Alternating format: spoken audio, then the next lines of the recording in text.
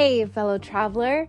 Welcome to the Third Eye Awakening podcast, a show where we talk all about spiritual and psychic awakening, magic, the shift from 3D to 5D, star seeds, ascension, multiple timelines, multiple dimensions, the universe, the multiverse, the Akashic records, all the good things. I am your host, Amy Belair, and I'm so glad to have you here with me today. Okay, let's do this. Hey, my friends. Okay, I am recovering from total laryngitis over the weekend, so please forgive the raspiness of my voice. But I just had a few things that I wanted to tell you about before we dive into this awesome conversation between myself and the illustrious human vibration. She has such an amazing mind, and I was wanting to have a conversation with her for so long, and we finally made it happen. You're going to love the whole thing, I'm pretty sure. If you love weird conversations that go into like whole new spaces, whole new territories, then I think you're going to enjoy this one. But as I said, I want to tell you a couple things before we get into it. So the first thing I want to tell you about is that Deeper into the Akasha is starting this Saturday, January 14th, 2023. And if you don't know what Deeper into the Akasha is, it's like basically an Akashic apprenticeship program. So on Black Friday, and all of the month of November, I had opened up enrollment for my program Into the Akasha, which teaches you how to access the Akashic records and some of the really cool shit that we can do there. Deeper into the Akasha is a guided 12-week journey where we actually practice implementing it. So we will get together and we will practice. Like, not going to lie, I'm going to put you on the spot. It's a small group, so don't worry about it. Don't stress, but I'm going to put you on the spot, but I'm going to do it in the most loving way. I'm going to hold your hand and help you build the confidence in accessing the Akashic records so that, because, I know what happens. I know, even though Into the Akasha is a fucking awesome program, it really is. I'm very proud of it. I also know what happens. It's human nature. People will get it. They'll binge watch it. They'll listen to it. And what is human nature?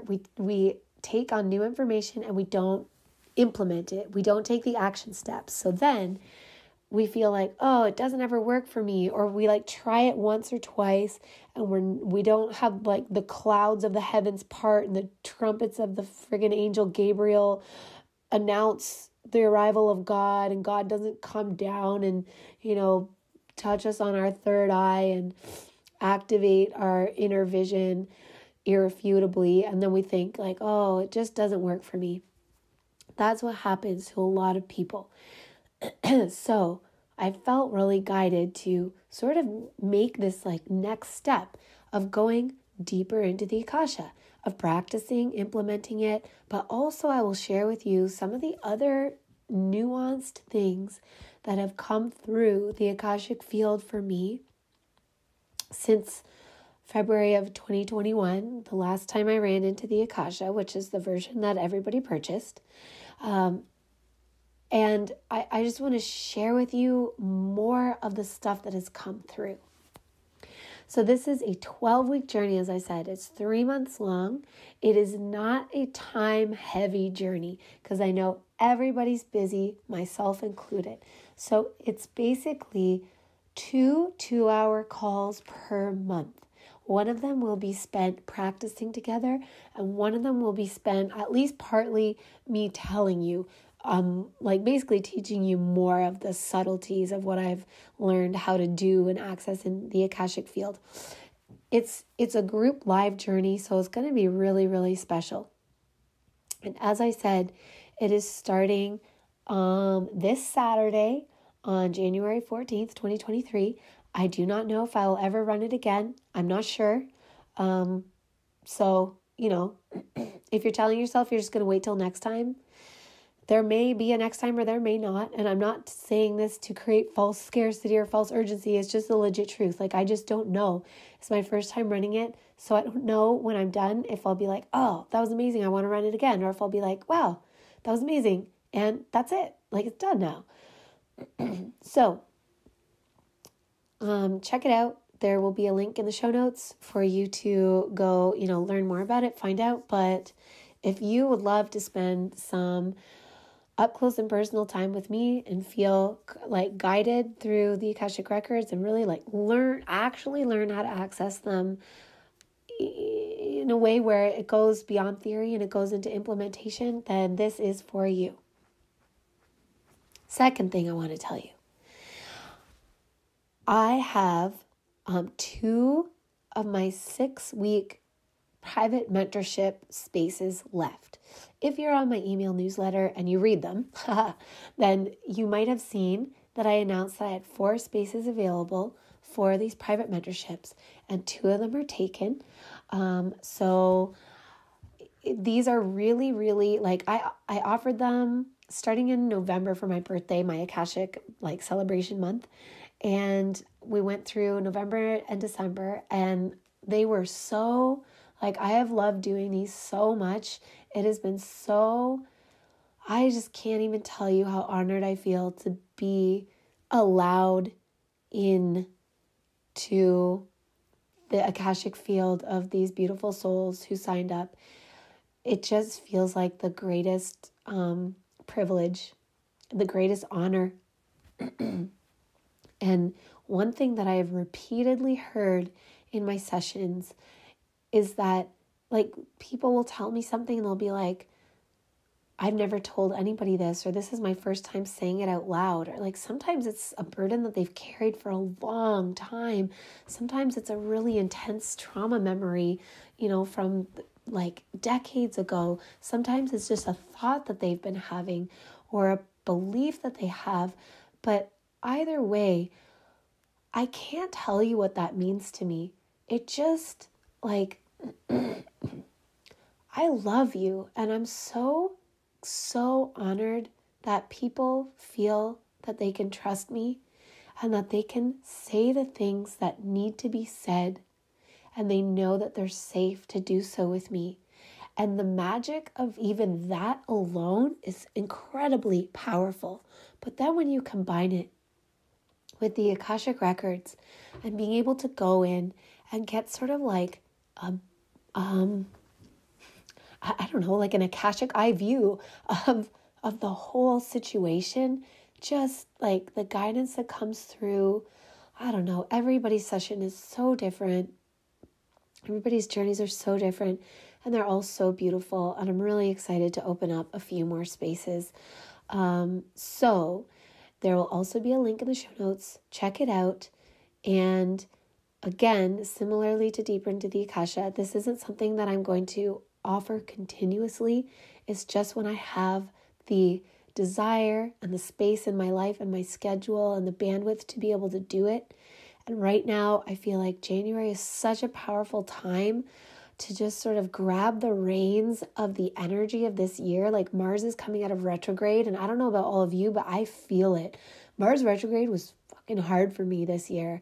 I felt like I just dissolved into a pile of mush and had no idea the direction that I was going to take anything. And then as we've moved, closer and closer to it going out of retrograde, which it does later this week, things have been coming in so clear, and I just feel my engine revving and boom, it's just going to be off to the races. So if you're feeling that too, these Akashic mentorships are really created to, in a short span of time, supercharge your trajectory. Just start you off with a bang. What was the other thing I wanted to say about that too? Hold on a second. Let me think. Oh yeah. My 2023 Year Ahead Tarot and Akashic readings are all sold out.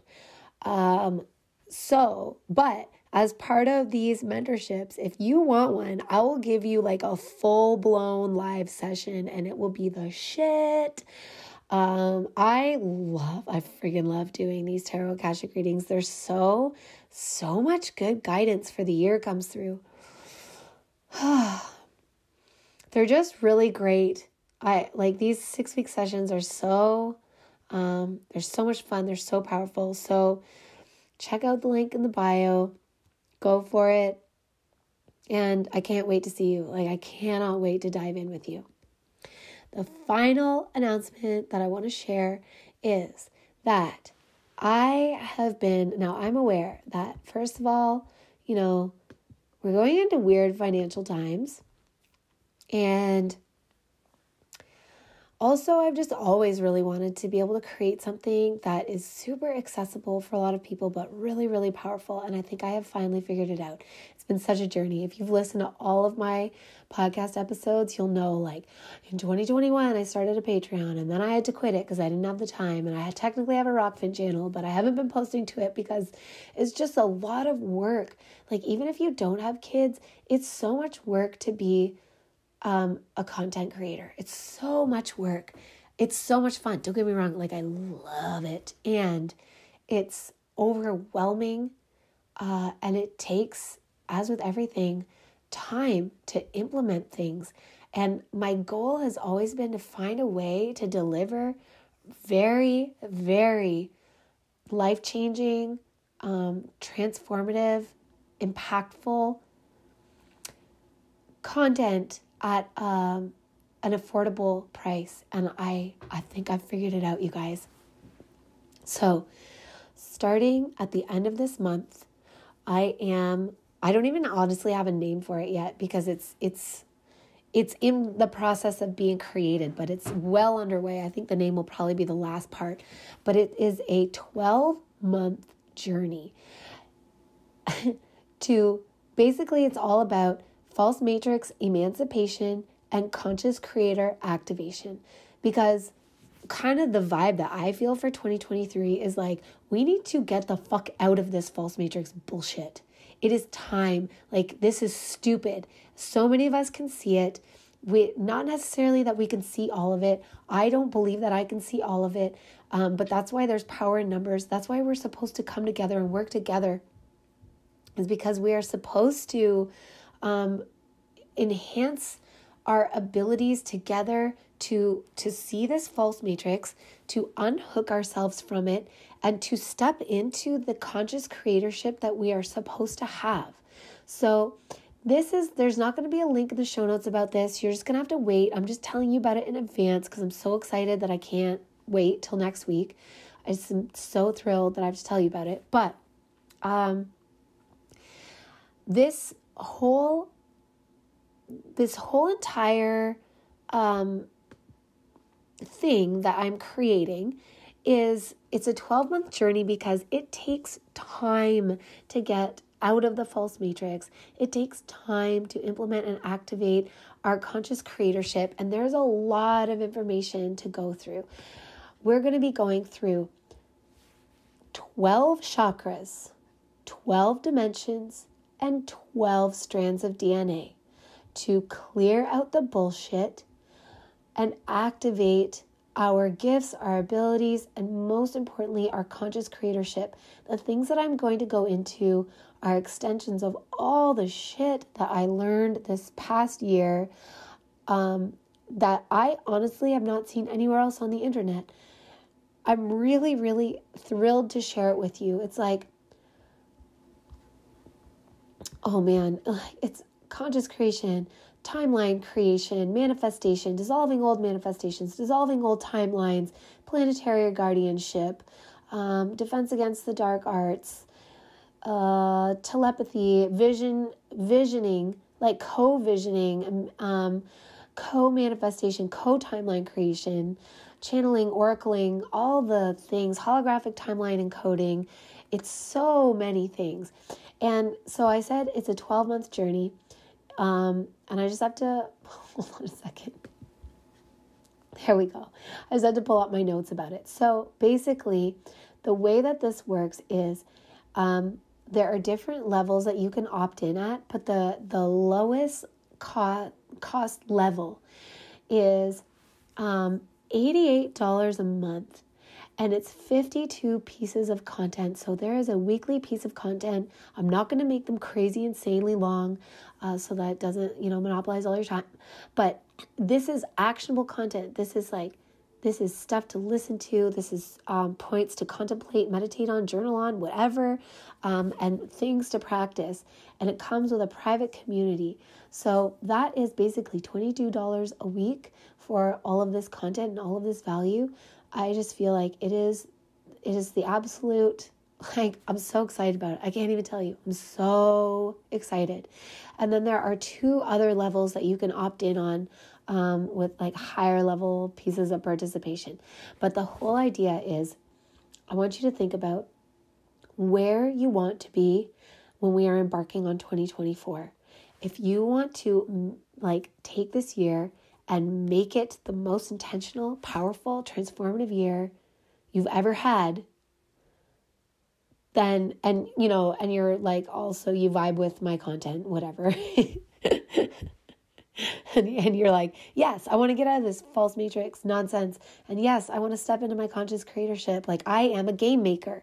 I am recoding the hologram. We are recreating the collective reality field.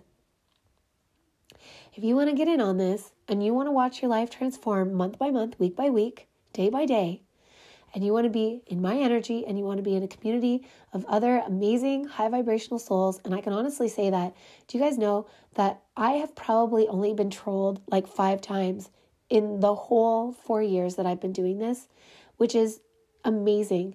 It's a huge testament to all of you, to the audience that I have cultivated. You are such amazing people. You're so high vibrational. And even the times that I've been trolled, it's been like so minimal. It was like somebody just kind of like disagreeing with me in a slightly salty manner. So if you're listening to this and you're like, I want to be part of a community that actually does this shit and I want it to be affordable, I don't want it to drain my finances.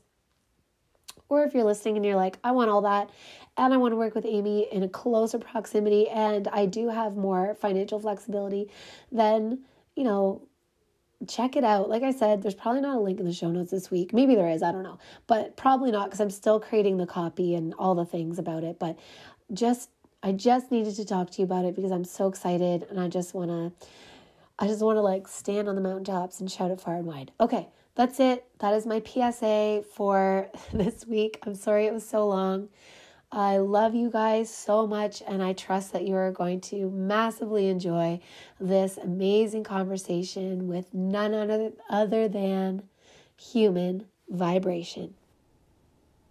Hey everyone, welcome to another episode of Third Eye Awakening. I am personally really excited today because I have been wanting to talk to this guest for quite a number of months. It took me a while to get around to reaching out to her, but here we are sitting together. I think it's going to be a really good conversation because she has a very unique mind, a very unique perspective. Some of you will know her from Tinfoil Hat, as well as a number of other awesome podcasts, but it is my pleasure to welcome Human Vibration to Third Eye Awakening. She is a curious soul, adventurous spirit, and radical mind. And as you will hear, if you are unfamiliar with her, she has a way of seeing the world and seeing the false matrix that is truly unique and it's like you have laser precision to see the deception. So welcome. Thank you so much for being here. Hello, Amy. Thank you so much for having me. I am really looking forward to this conversation, and I'm glad we were able to connect. Me too. Okay, so let's dive right in and let's start with your spiritual awakening process. I've heard you share it. Like, I know you've shared it on other people's podcasts before. You can go into it as much or as little as you want to, but can you give us at least a little bit of a background as to when you went from feeling like a normal person in the matrix, not really overthinking it very much, to being like, holy shit, this is all a lie? Let me just say, I've never felt like a normal person.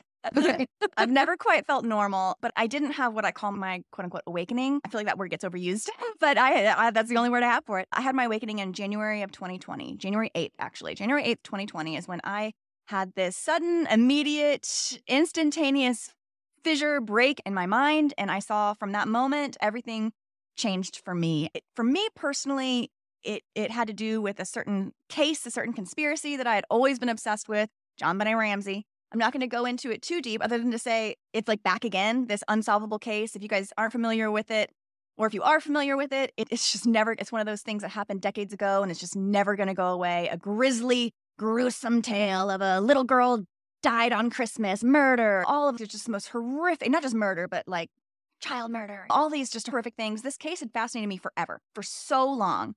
And I had only been seeing it through the lens of deep conspiracies. The parents did it, the brother did it, the Santa did it, or the neighborhood did it with satanic ritual abuse. I was down all these crazy rabbit holes, and I decided to take some time away from my sleuthing of the case, and I put it on the shelf of my memory. And then in January of 2020, I went back and looked at the case with some fresh eyes, and something just cracked inside of me. I saw it in a totally new way. I saw that this case was unsolved because it was designed to be unsolvable. And if you really want to go deep, I have it pinned. It's a thread that's pinned to my profile. It was really the entree of human vibration into this world. I did it through this case, through this breaking of my own matrix, unfurling this case in a thread. And so if you're curious about that, basically we were lied to. The whole thing, whole cloth, whole thing, everything's a lie. Every detail is a distraction. Every just dramatic twist and turn in the case is designed as such. And we will never have closure on this case because it was specifically designed to not be solved, to remain unsolved and to hang around our necks like an albatross, rotting and stinking for all eternity. We just have to carry around the weight of this case. And many do. Many are still, her dad is back in the news. Just yesterday, I saw that Megyn Kelly interviewed JonBenét Ramsey's father about DNA evidence that there's a silver bullet in the case. It's never going to be solved because fundamentally, I believe that the victim does not exist. And this crux of many of my explorations is that a lot of these cases that are designed to fascinate the public, a lot of these unsolved mysteries, a lot of the deeply traumatic events that we see on our TV through our screens, a lot of these, I have come to this awakening that we're simply being distracted. We're being distracted by using the most effective tool, and that is fascination, by getting us to be fascinated over something. And if we are fascinated, if we are mesmerized, then our attention is flowing towards something and not being retained by us. Ultimately, I believe that human energy and attention is the most precious resource on the planet. And these cases, a lot of them are designed to simply pull our energy and attention, just to collect it, just to create a node, a center point that collects all of our energy and all of our attention. So I realized that we were being lied to about this case in January of 2020. Cracked open for me. I just had this weird, just immediate lightning bolt just hit me like a ton of bricks. I saw this case, it broke open for me, and it really just, I would say, go through the thread. I detail all of these points, all these anomalies that don't make, once you look at it in a different way, the whole case falls apart like a $3 watch, and you see it as the flimsy exterior that it is. And it's just like a shell. Outside is so shiny and intricate and beautiful, but inside it's just hollow. We're just distracted by this outward shininess, deceiving us from the inward nothingness. And once I grasped that about a case that was very important to me, the JonBenét Ramsey case, I'd personally been obsessed with it forever. Once I realized the point of that was the obsession, I was like, oh my gosh, they really just want us to be obsessed with these things and to just give it all of our energy. Once I realized that, kind of everywhere else I looked, it began to be self-evident that so many of these things were just pure whole cloth fabrications designed for the sole purpose of deceiving and distracting us, just arresting our energy and attention. And our fascination acts as a prison of the mind. We are fascinated, mesmerized by something. We give it all of our energy. We're energetic beings in this energetic realm. And if we are fascinated by something, we are giving it our energy. We are mesmerized. A headline in a newspaper can do this. We can be jolted. We can be energized by these things we see on TV, these headlines we read in the newspaper, these little bits we hear coming through our social medias. We are absolutely engaged by these elements. And I think so much of what exists through our mainstream narrative and our mainstream media is just all a manipulation and all fabrication to keep us locked into these narratives of fear. I like to go in, why would they fake JonBenét Ramsey? Another thing to look into, remember those milk carton kids? Remember all the kids on the milk cartons where seemingly thousands of missing kids were displayed on the milk cartons in the 80s? Everybody remembers that campaign. What's interesting about that is for a campaign that had 100% awareness rate, everybody knows about the milk carton kids. It had a 0% success rate. Not one of those children was ever found.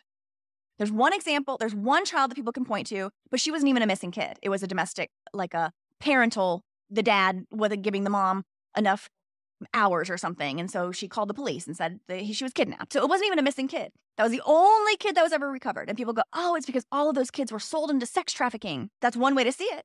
The other way to see it is that none of these kids existed. This was a marketing campaign to put stranger danger on the breakfast table of every American.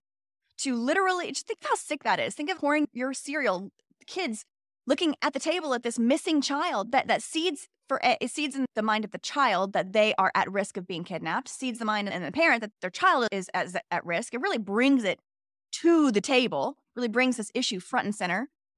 And yet, none of those kids existed. I believe that was an original campaign of fake faces, digital faces. I believe that everything we saw of JonBenét Ramsey, no matter how robust people may point to the pictures and the videos, all of these things are examples of the technology that exists today and has always existed. People say, oh, that case was in the 90s. How did they have CGI back then? They've had CGI for as long as we know of history, for as long as I believe that advanced technology has always existed and it just gets doled out to the public in increments. And we think of them as advancements in tech, but it's really just, this is what the public's ready for. So let's give it to them. Meanwhile, all of this advanced stuff exists. And so I don't know, there's so many different, I tend to talk way too much. So I'm going to go ahead and stop myself on this introduction that turned into a soliloquy. One thing about me is I will get talking.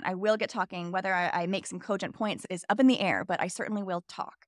Oh, that is fine. And I think you will make cogent points. So I am not concerned at all.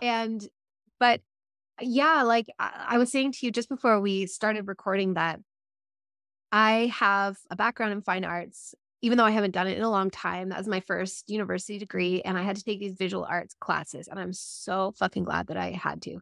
They were enjoyable, but they were required credits, is my point. I might not have taken them otherwise. And it was not a depropagandizing intention. That was not the purpose of those courses, but it depropagandized me on so many levels because I could see that's where I learned the term simulacrum.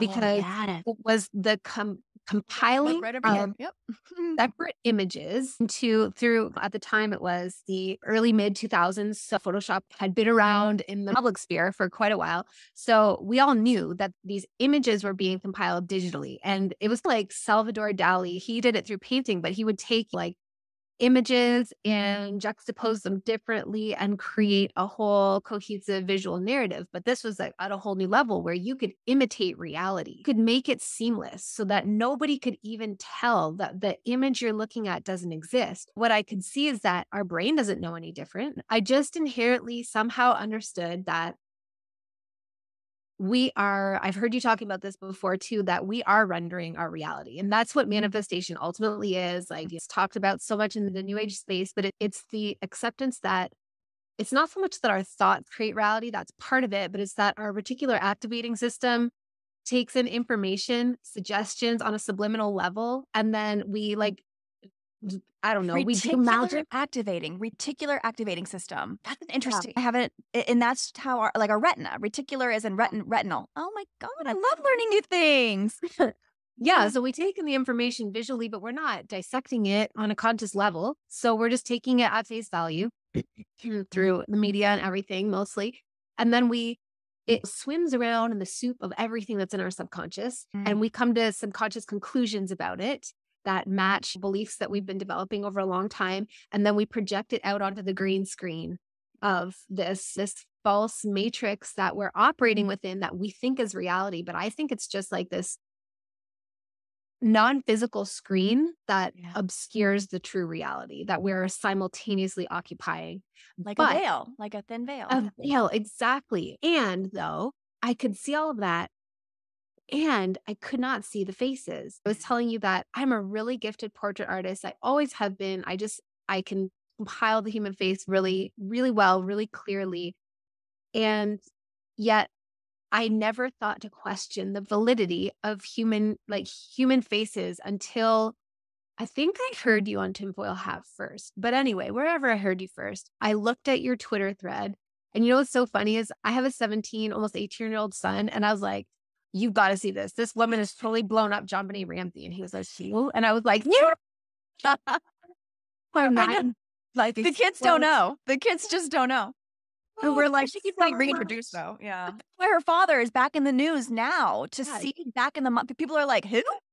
They won't let her die. They won't let this digital ghost die. Anyway, yeah. So I'm not surprised to hear that your son hadn't heard of her. But they're reintroduced. They can't let her little ghost go away. It needs to be back. Perfect. It's too perfect.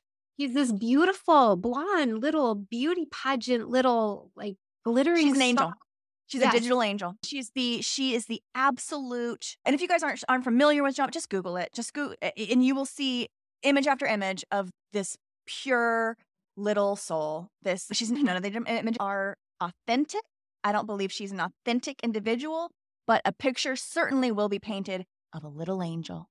Yes, a life, and she was slain on Christmas night. Can you imagine anything more energetically pulling than just a beautiful little pageant girl murdered on Christmas night? Just the tragedy of the tale is extreme. The depths of depravity of all of the narratives that stemmed from this tale that's still unsolved, and fingers are pointing in every which direction. Oh, it's just unfathomable. The darkness is endless. The darkness is endless. The rabbit holes are endless until you stop going down them and realize there's no light that exists down rabbit holes. There's no truth down there. Oh, that's really interesting. So you think like no light exists down any rabbit holes, all rabbit holes. I thought that in 2020. And it's also interesting to hear, I guess we also talked about this before I hit record too, but when you were talking about like the horror show of 2020 and all the revelations and like and the pre-2020, I was not awake to that stuff pre-2020 either, but all the kind of Q stuff and whatever. And then I went to sleep. I also experienced that, especially in 2022. I feel like I got this beautiful break from it, like this mental respite where it was like, oh, just nice energies coming in. There's still a lot of shit in the world, but it was different. And now I feel like I'm like bracing myself. I know 2023 is going to be coming back. But I think we have fresh eyes to understand it through. I don't remember why I was getting on that though. I don't remember. I derailed myself. I think it was... we were talking about. I got us back to JonBenét Ramsey. I'm sorry about that. Oh, you were mentioning the thread with your son. Your son you had told. Yeah. Anyway, he didn't know who it was, but I explained it to him and we looked at the thread together and he could see it right away. And I was so thankful to you for that thread because like I have this beautiful son who's part of the generation they're attempting to royally mind fuck right now. And it's my job to get him through this phase like as psychologically intact as possible and to give him literacy of what is happening. So I was really thankful for the way that you've left that thread up and the way you assembled it, because there were so many details that were not only, it was definitely the face. When I looked at it, I was like, she's right. I can see where Photoshop was applied. I can see where proportions are way off for a face. And they're inconsistent between the photographs. Inconsistency. And you can tell that some of them are based on a real person. But yes, exactly. But also there were so many details that you like really sleuthed it. You went into it and I remember one of the details was like, first of all, a lot of the pageants are not existent or that there's no record through any existing pageants that are legitimate of JonBenét as being like the pageant. She had a million pageantry titles for being 6 or 7 or whatever. But the one none of those pageants, like that was a big thing for me. Something that said, look into the pageants. This is such a big part of her story. And when I looked at the exact pageants she was supposed to have won, those particular pageants didn't actually exist. Now there were ones that were like similar, like America's Royal Miss or whatever. There were pageants that were slightly worded, but they were not that pageant. And none of them were actual real pageants, but they were all close to ones that were real pageants. And that's like this simulacra. If you can get close enough, the public will buy it and they'll go, okay, that sounds about right. Who's going to look? They probably said that. The script makers, pattern makers probably said this. Who's going to even look into the pageants? I did. Like somebody did. Somebody actually did look into the pageants. And once you did, you realized that JonBenét Ramsey was the first, last, and only contestant in any of these pageants, which means that they only existed for this story. They only existed in the world of JonBenét. You cannot find these particular pageants that she was supposed to have won. And yeah, her reigning crown, she's 6 years old and she's got like trophy cases full of crowns. Okay. All right. Got it. Strange, but whatever. But then you find out the patches didn't exist at all. They're really just buttresses for this false narrative. And once you start picking apart the false narrative, it really does fall apart. Like the outside is spectacular, but the inside is hollow. Totally. And one of the things I remember you bringing up too is, I think this is the detail, but correct me if you remember and if I'm inaccurate, but the parents don't have a copy of the death certificate. Correct. They said And so on Larry King Live 2 yeah, years after 2 years after she was supposed to have died and been buried out of state. And she that's, was buried in a different yeah, state. Okay. And she was buried just a couple of days after. So they said she died on the Christmas night, 25th, and she was buried just a couple of days after in another state. And yet the family stated on Larry King that they never saw nor received a death certificate for their daughter. And in order to do anything with a body, in order to do anything with it, you need a death certificate. If you've ever had a loved one die, you know that piece of paper is weirdly important, like critically important to bury a body in a cemetery. You need a death certificate for that. to bury, to cremate, even if you don't, like, even if To you move a cremate- body state lines, to Yeah. fly a body, to fly the remains of a human being to another state, you're gonna need a death certificate for that. You don't just load that into a duffel bag and get on a plane. to change your will, to change your taxes, like, it's, Yes. even never mind, like, even if you're not being fancy about the burial, even if you're not crossing Mm-hmm. state lines, like, you still need that piece of paper. It's Right. absolutely impossible that they And would I'm just glad you mentioned the will, still have because it. her family, the story of her family was that they were wildly successful. Billionaire father. And going into his the technology side is a whole other thing about what her dad actually did.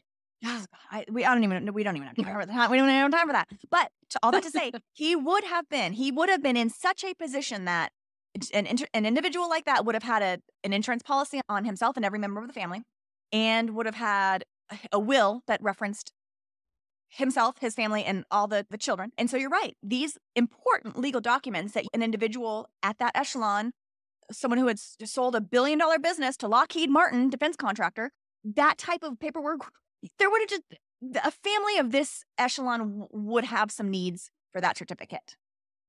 Full stop. And Yeah. yet 2 years after the body was buried, and I don't think there was a body. Again, there was no, back to the morgue. There's no record of a body ever being received by the morgue. There's just no record of it. That Mhm. page of the logbook was stolen. There's no record. Someone stole that page that showed that she came in here.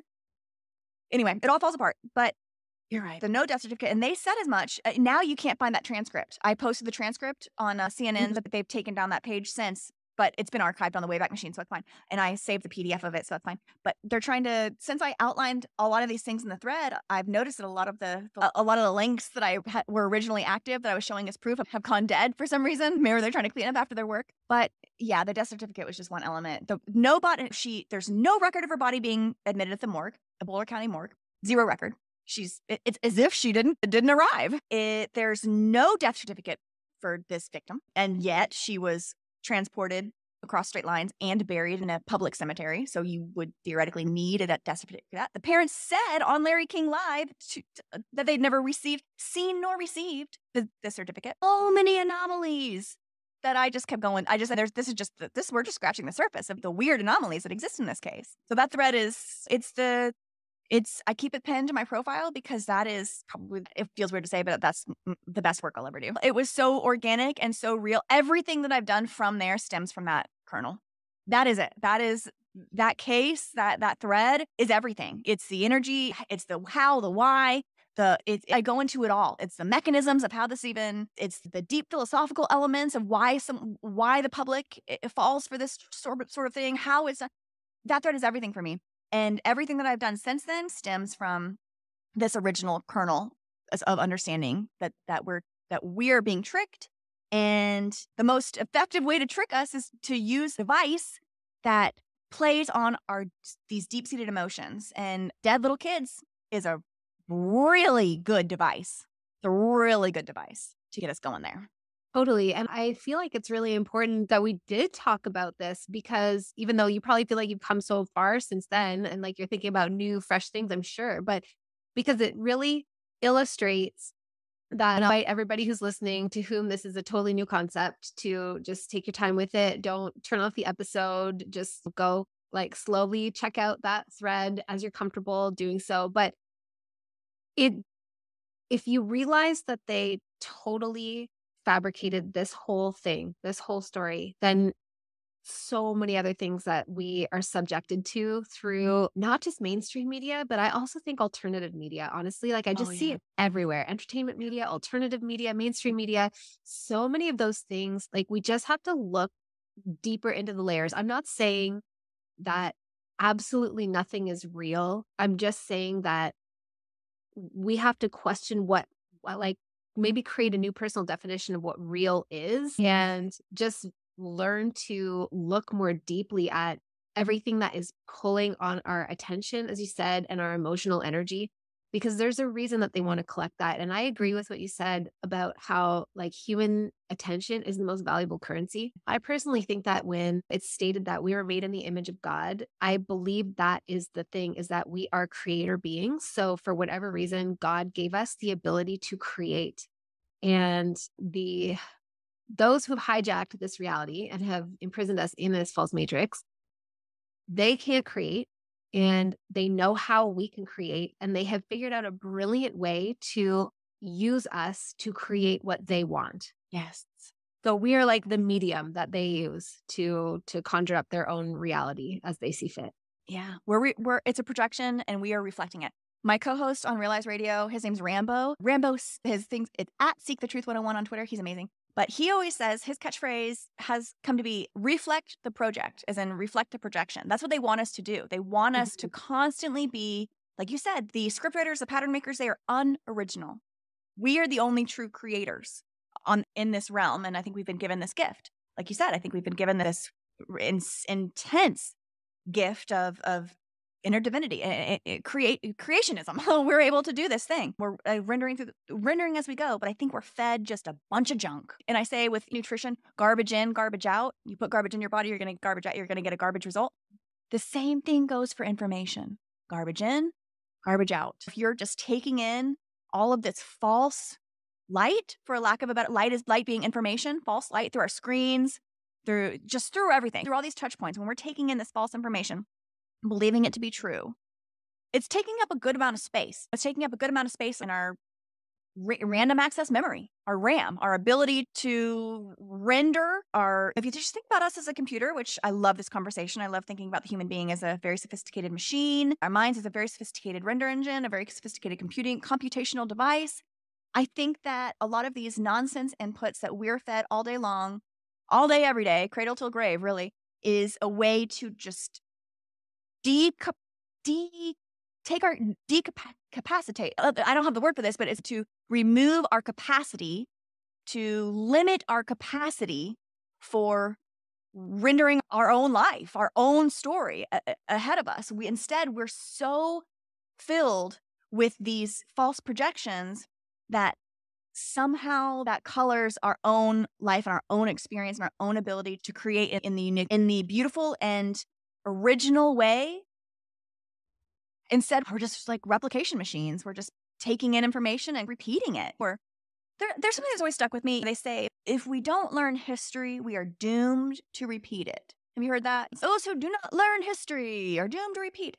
I think it's the opposite. I think that they feed us all of this weird false history constantly. We can't get rid of these historical narratives because they want us to repeat it. Because that's how this place works. We will repeat it if we are given to it. This sounds a little crazy for some, but I think that at some point we just need to stop teaching kids about any bad things that happen in history.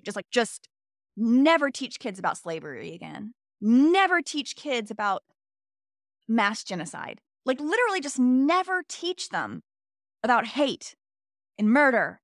Like just don't let that as part of our, like even when I don't talk to my kids about that. Yes, we do. And all these little things. And even the story about the Pilgrims and the Indians, we get taught that it's this Thanksgiving feast is just this joyful thing. But then very soon after we learn that we slaughtered all of them. And kids do learn about these intensely sick narratives from a very young age, despite us thinking that we're shielding them from them. And it teaches kids that humans are bad. Yes, totally. Even the idea of original sin. I find myself to be a spiritual person, but I don't adhere to any modern religions with a capital R. But I do believe the concept of original sin is an incredible psyop to make us believe that we're just rotten from the start. We're just rotten from the get, that humans are just bad seeds. And you have to spend your whole life repenting for this original sin, and you'll never rid yourself of the stain of this original sin. I don't know. There's lots of things working. There's lots of things working. I think that we're also told that we're just these like little specks of dust. I don't believe in deep space. I don't believe in outer space as we've been taught and told. It's essentially everything we see out of NASA is a cartoon, space cartoons. And I think that we're taught about this galactic outer space because they want us looking far out for answers. They want us believing that the answers are not here, not right here, not inside, not here and now, but way far out. And also deep history, like dinosaurs. Why are space and dinosaurs so critical for the child mind? Why do schools just hammer space, hammer dinosaurs?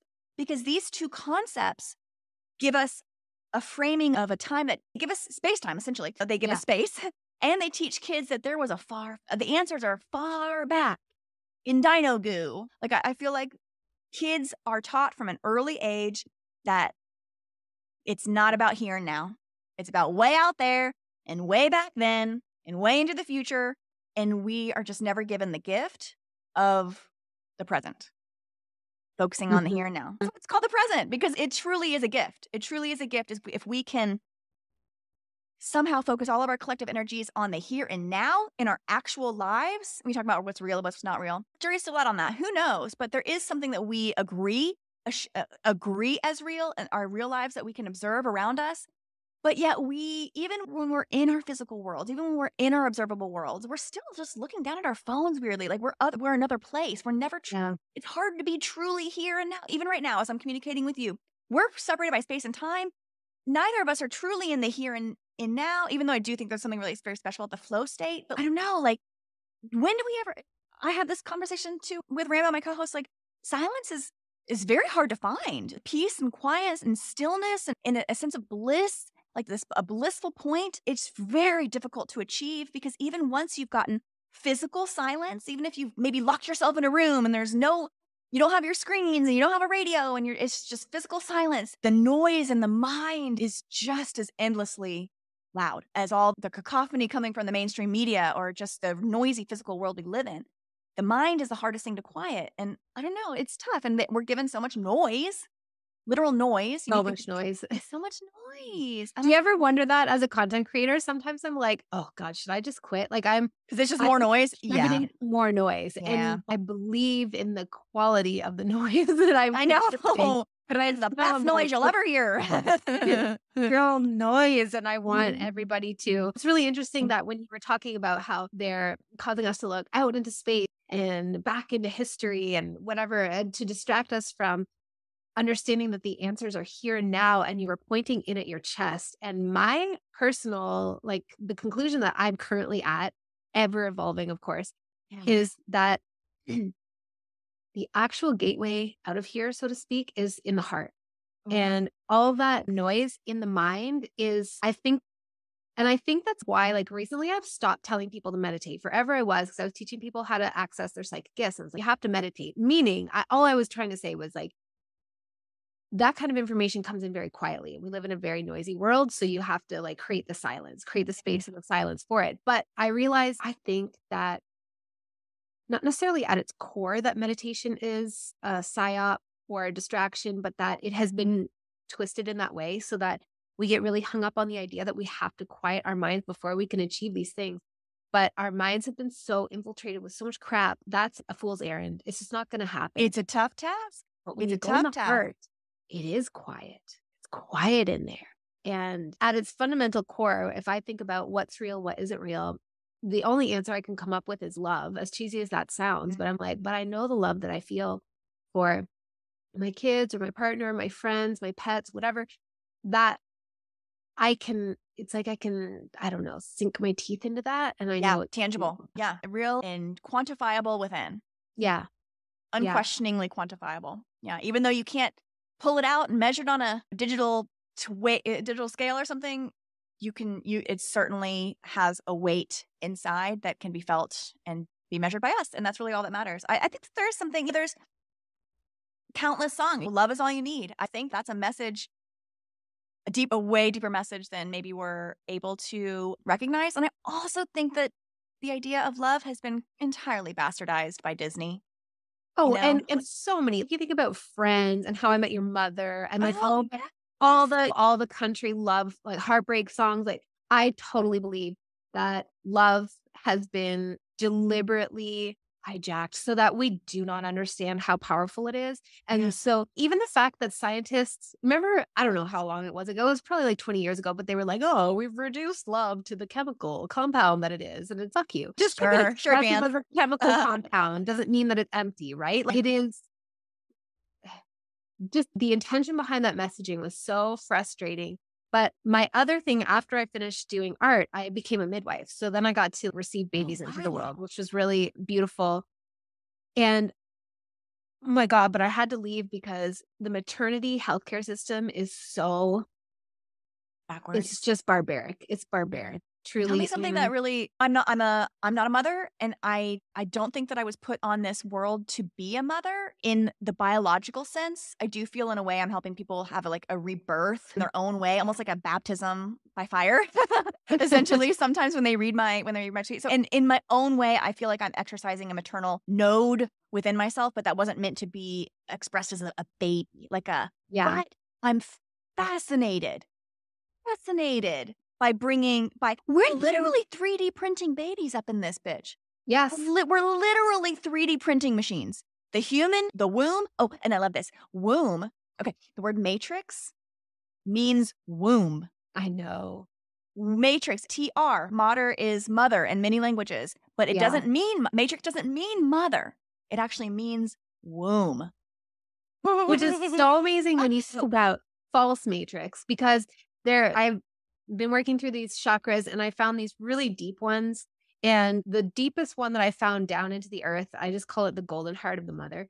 And then the one right before that, it's the inner earth paradise. And I don't know how else to describe it, but what I understand about it is that it's like we are all inside a womb, and I don't know, it's like an invading bacterial force that created a layer of toxicity. But there is this beautiful actual matrix that we're in, this beautiful actual womb. And then there's this false, toxic, poisonous womb layer that is surrounding us. But anyway, I'm digressing. So reminds me of the Garden of Eden, Yeah. and Eden not existing in a separate realm, but literally hell on earth and heaven on earth are all here. It's just a matter of ascending or descending based on choices. And I think that this world can be a hellscape, an active living hellscape for many, and also be a heaven for others based on how you live in it. But together, collectively, I do think that we are separated by some sort of, some sort of invading bacterial, like a film. I can wrap my mind around that and see it. But yeah, there's some sort of barrier. There's some sort of, I'm not saying it's an impenetrable barrier, because I do think that we can, one day we'll lift that veil, but there is something that is keeping us locked into this notion that this is all there is. This is just, and I think this is why Elon trying to colonize Mars, which is such and again, tells us that we need to, this place is bad. This place is we're done. We're done here. We don't need to be here. The world has been 12 years away from the ice caps melting since the 60s. It's always been, we only got 12 more years, guys. 70s, got about 12 more years. We've got to hurry. We've got to hurry. Time is of the essence. But I think that there is something quite beautiful about this realm. But the projections have made us we see this place falsely, and we see each other falsely, and we see ourselves falsely. We don't really know how the human body works. And we still don't know what dreams are. Scientists still can't explain deja vu. Scientists can't explain exactly where our mind travels when we dream, exactly what we're doing, where those dreams are coming from. It can't be explained. Lots of scientific literature can exist postulating on these things, but there's no settled science on really in some of these just basic frameworks. We can't even explain how that burst of light with the sperm and the ovum. We just can't quite explain how that happens. and what exactly happens, we're just baffled. Science is baffled by processes, but yet we believe everything that scientists tell us about outer space. And we're like, how'd they figure out colonizing Mars? But we still don't know where dreams came from. No, shouldn't we be focusing on these things a little closer to home? No, we're not allowed to focus on anything close to home. We've got to be looking. And I say this about everything: our fascinations, our boogeymen, a lot of the fears that people carry with them all day long. They're involving things that are so distant. They're not even real. They're not close to home, but yet we keep them close to home because they've been projected into our mind and we render them again. It's just, if we could just, there's a phrase, ignorance is bliss. Sure, everyone's heard this. Ignorance is bliss. And you were taught to believe that means you're dumb, you're not aware, you're just in your own little bubble, and you're just out of touch. To be ignorant, you're blissful because you're out of touch. I think ignorance is, I like to rephrase everything or rejig everything. And the operative portion of ignorance is ignore. And I think to willfully ignore all the noise and nonsense, to choose, to willingly and willfully ignore all that nonsense, just ignore it, just not let it in, is bliss. Does create a position, a space of a bliss, of a neutral point, neutrality, just not good, but not bad. Good and bad have moral implications on them too. But I think that there's this like weird middle ground that we're never able to land on. We can't ever land. And all emotions are, I think, hijackable. Nobody's ever trying to find this still middle ground. We either want extreme joys or these desperation and despair on one end and joy and exaltation on the other end, but nobody's ever trying to get this 0 point, this neutral energy. Nobody ever tries to land there. But I think if we can find a way to ignore all the nonsense on the outside, we can still our mind. And just like water, we understand water as an example, and we're 80% water, they say. But just like if you're looking at a pool of water and it's moving and it's rough, the water, you can't see you can't really see a reflection on the water. It has to still itself to a certain degree, to where you can actually begin to see patterns in the water, like the beautiful water patterns, and also to get a mirror effect on the water. It has to be stilled. And so I think that there's something about that too, like to really render whatever reflection we're supposed to render, or to get the messages that we're supposed to get from maybe even the waters of ourselves. Water holds memory and we're made of water, who knows?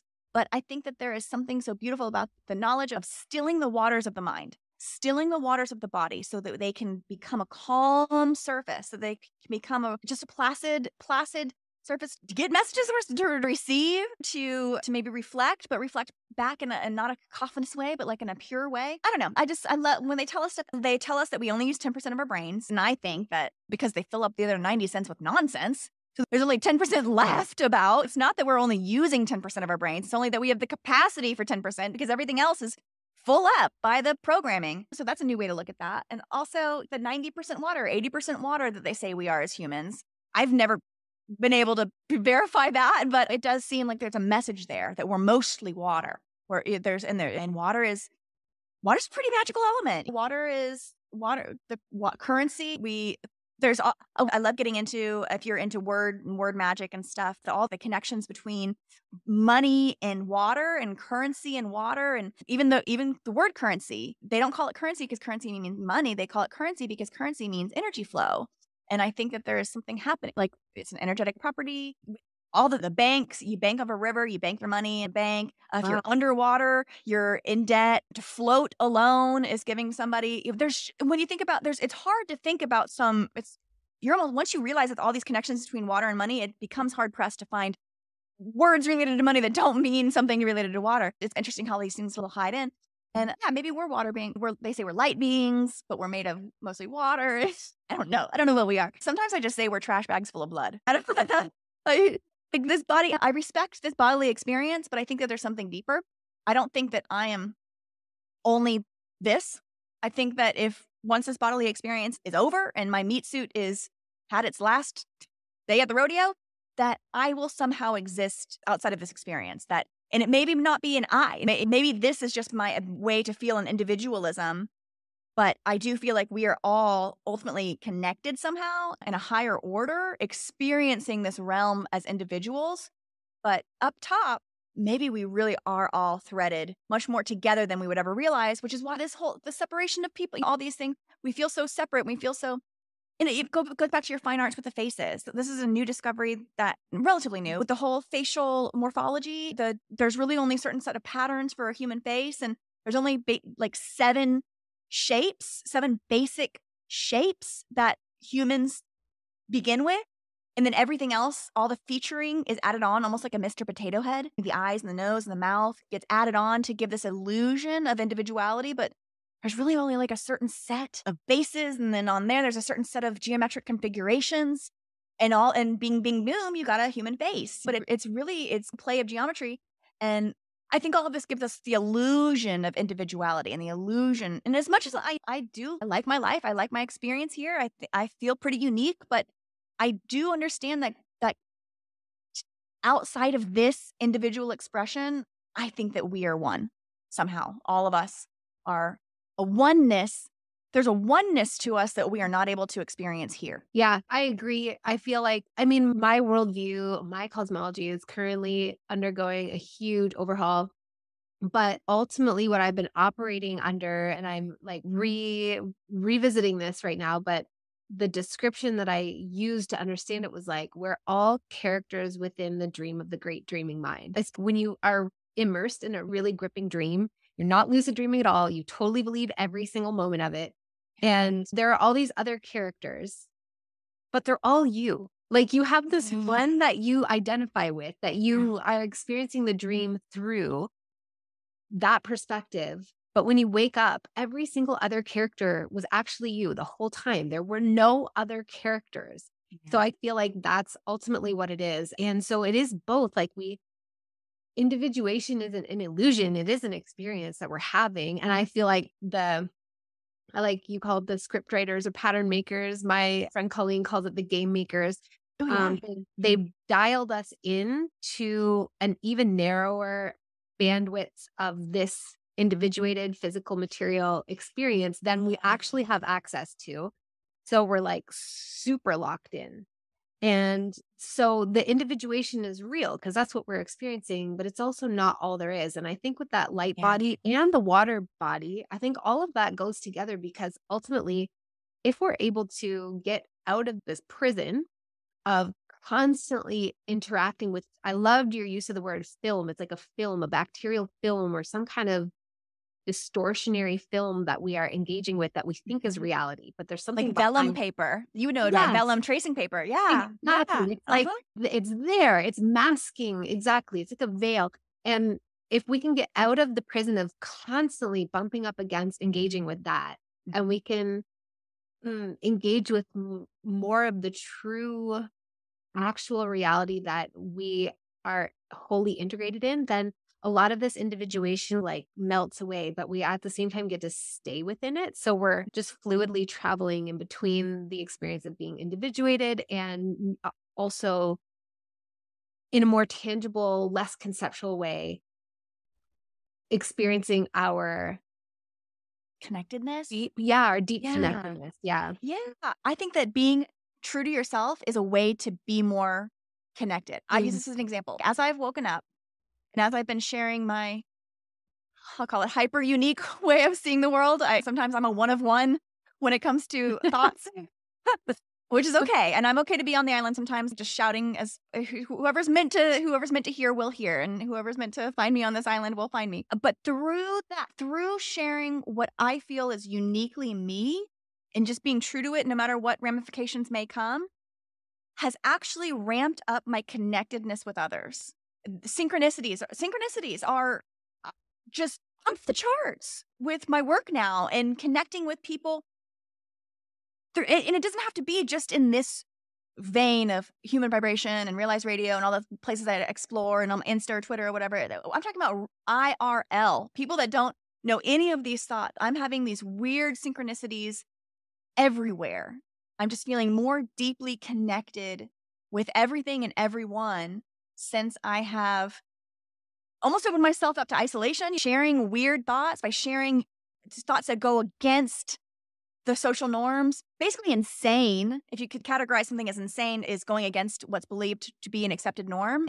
So my work in that way could be seen as insane. But as I just share, it's almost like I'm piercing through that veil. I'm creating this avenue for deep connection, for deep and true connection, simply by being my most me, simply by sharing something that is truly and uniquely me. It's almost like by being more individual, we can be more connected. I don't know. It's a dichotomy that I'm trying to explore. But I've also felt like growing up, I was like, I never really fit in and had a hard time connecting with people. But when I really think about that, when I think about why it was hard for me to connect, it's like, I didn't even know myself. I didn't even know who I was. I didn't even know Human Vibration, January 8th of 2020. I feel like that was of its own right. Like the me that I've been waiting to meet my whole life, this expression of self that I'd been never realized I wasn't there yet, but always wanted to get there, that came to me through Human Vibration. And it allowed me to share in a way and connect in a way that was simply not possible in any previous iteration of living this, walking this path, going through this life. But yeah, weirdly, you got to be yourself and you got to go to the beat of your own drum and risk being ostracized. It's fine. There's something beautiful and more true and more powerful and more real will come out from the other side. But I think a lot of people, you don't even know, like the thoughts in our head, we don't even realize they're not our thoughts. We're just regurgitating things that we've been taught and told. We don't even know that we're not us because the programming is so good. The programming it's so is so good. I like to give props to the game makers. Every once in a while, somebody look around, I'm like, man, they're good. Oh, they're good. They got me there. Woo, point to you, but I'm going to win this thing. But I did recognize that the programming is excellent. I say it's cradle till grave.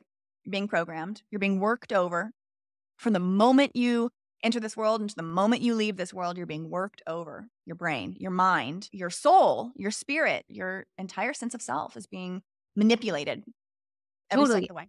And if you think about it, it's even preconceptually, in my opinion, because there is no start and stop point. So for example, we're all born into parents, we inherit trauma. We're born into parents who are, just like you said, like they don't really know themselves. Yeah. If that is the only trauma that they have, then that's wonderful that they've been spared even worse traumas. But that is enough of a trauma to like fuck over your whole entire incarnation until you figure it out.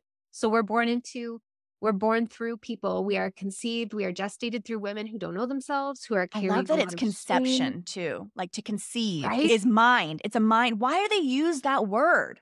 Yes. Why do they use the word conceive and conception with something that is theoretically real, physical, and tangible? Why do they use this language there? I never thought of that until recently. To conceive a child. That sounds like something in the mind. It does. And it's especially because we're like generally most people, unless I've experienced and I've heard other very psychically attuned men and women say that they know the moment that conception happens. But for most of us, we don't because we're so dialed into the noise. But yeah, it's funny. That is the word used to describe the spark of a new human being, even though who's conceiving of it. And I love that they use spark too, because spark of imagination. That language is the spark of conception. Even imagination. If you go back to the being made in the image of God, it's like the spark of imagination. It's just there. I feel like ultimately there's no way that as clever as they are, these pattern makers, they cannot win because those bits, those things, that true, actual, real light, they could never truly separate us from it. Can't snuff it out. And it's getting brighter.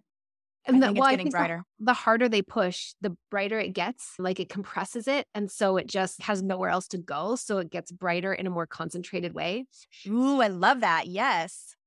I am so curious about what is your cosmology? Because I agree. I've had this difficulty. People on my podcast will know that I cannot figure out what the fuck spaceships are because I don't believe in space. I don't believe in NASA. I think that they're all lying. So I'm like, why do we have spaceships? And yet I do Akashic record readings for people. So I see people on ships. I hear other people talking about being on ships. Like I can see the stuff in my mind's eye, mind you. So I know it's being convoluted by my context the context Right. that you've Our created. language paints too many pictures. Yeah. Just like we can't imagine the word universe without thinking of a galactic outer space. Yes. Yet, universe can be something to describe like the here and now, like a universe in your own hand. There's a universe doesn't necessarily mean galactic outer space, but it's Right. hard to use that word. And spaceship, I have this thought like, I've got this recurring dream that I'm stuck on a cruise ship, that I'm on a cruise ship, and then I'm trying to leave. I'm trying to escape. And sometimes I wonder, like the ship metaphor, like for whatever reason, I'm always stuck on this cruise ship. But I wonder maybe if Earth is some sort of dimensional space ship, for lack of a Right. better, and we're going somewhere. We're trying to get there. And all of this stuff down here is just getting us as far as maybe it's okay if we can travel far up here in our minds, like with advancing what we believe and how we understand this world and get closer and closer to an ultimate truth. Maybe that's a manifestation or representation of the journey itself. And maybe this place, this realm, this thing is some sort of transportation device. But we only have the vocabulary our vocabulary is so limited by design. I think that we do not have the dictionary of the apocalypse yet. We do not have the right words quite yet. But I think we're getting there. I think we're getting there. I think we're getting there. But I don't believe in galactic outer space, but I do think that there is some sort of traveling happening.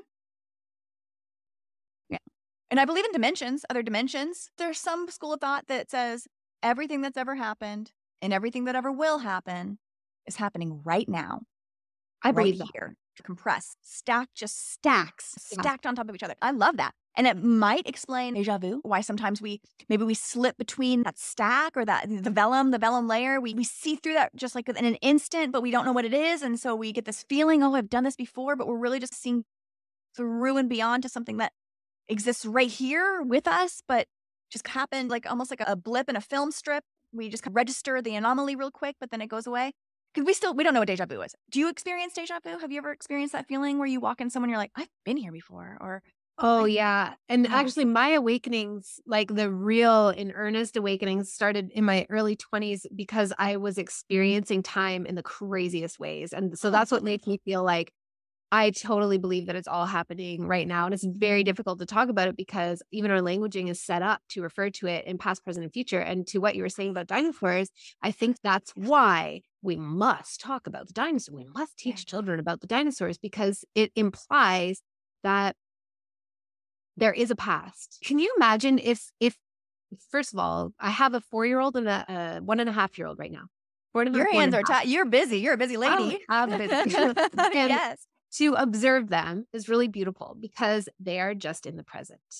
And it's the same way that animals are, right? They're just in the present. And they have not yet, like my daughter is starting to, every time she refers to the past, it's always yesterday. It doesn't matter if it was a year ago. It doesn't matter if it was literally yesterday. It's always, oh, I made this yesterday. And so she's starting to get that framework of past, present, and future. But my son, who's 1.5, he doesn't have any of that right now. And it's really interesting to see the fluidity with which they move through their day. Mind you, there's some discombobulation that they experience because it is a little bit like, whoa, like, where am I in time and space? And they do rely on external things to give them a sense of Orientation. Yes, Kids are always exactly. trying to orient. They're trying Like to figure it out. Yeah. They love routine. No matter how spontaneous and fun-loving they are, which both my children are, they also really love routine because it does help to orient them. So I believe that we do have temporal processing software. I believe that we are supposed to experience things sequentially, moment by moment, kind of like a film reel. Like the whole film exists on the reel. And it's all rolled up. Yes. It's all rolled up. Yeah. Yes, it's compressed on top of itself. But I think this is what I see in Akashic readings when I get the opportunity to do this, which is not all that often. But if I'm going into a past event, let's say lately with somebody, I've been working a lot on lineage stuff. So it's like multiple generations back and the way that it's affecting him currently. And of course, like we can't talk to deceased great grandparents. So I just go in and I feel into the energy around like a pattern, a behavior pattern, let's say, and try and flesh it out with a picture, all the while taking it myself with a grain of salt, knowing that I have no way of verifying this. I don't know if this is actually how it played out, but this is how the energy feels. And we feel into like how is it possible to rewrite that story in any way?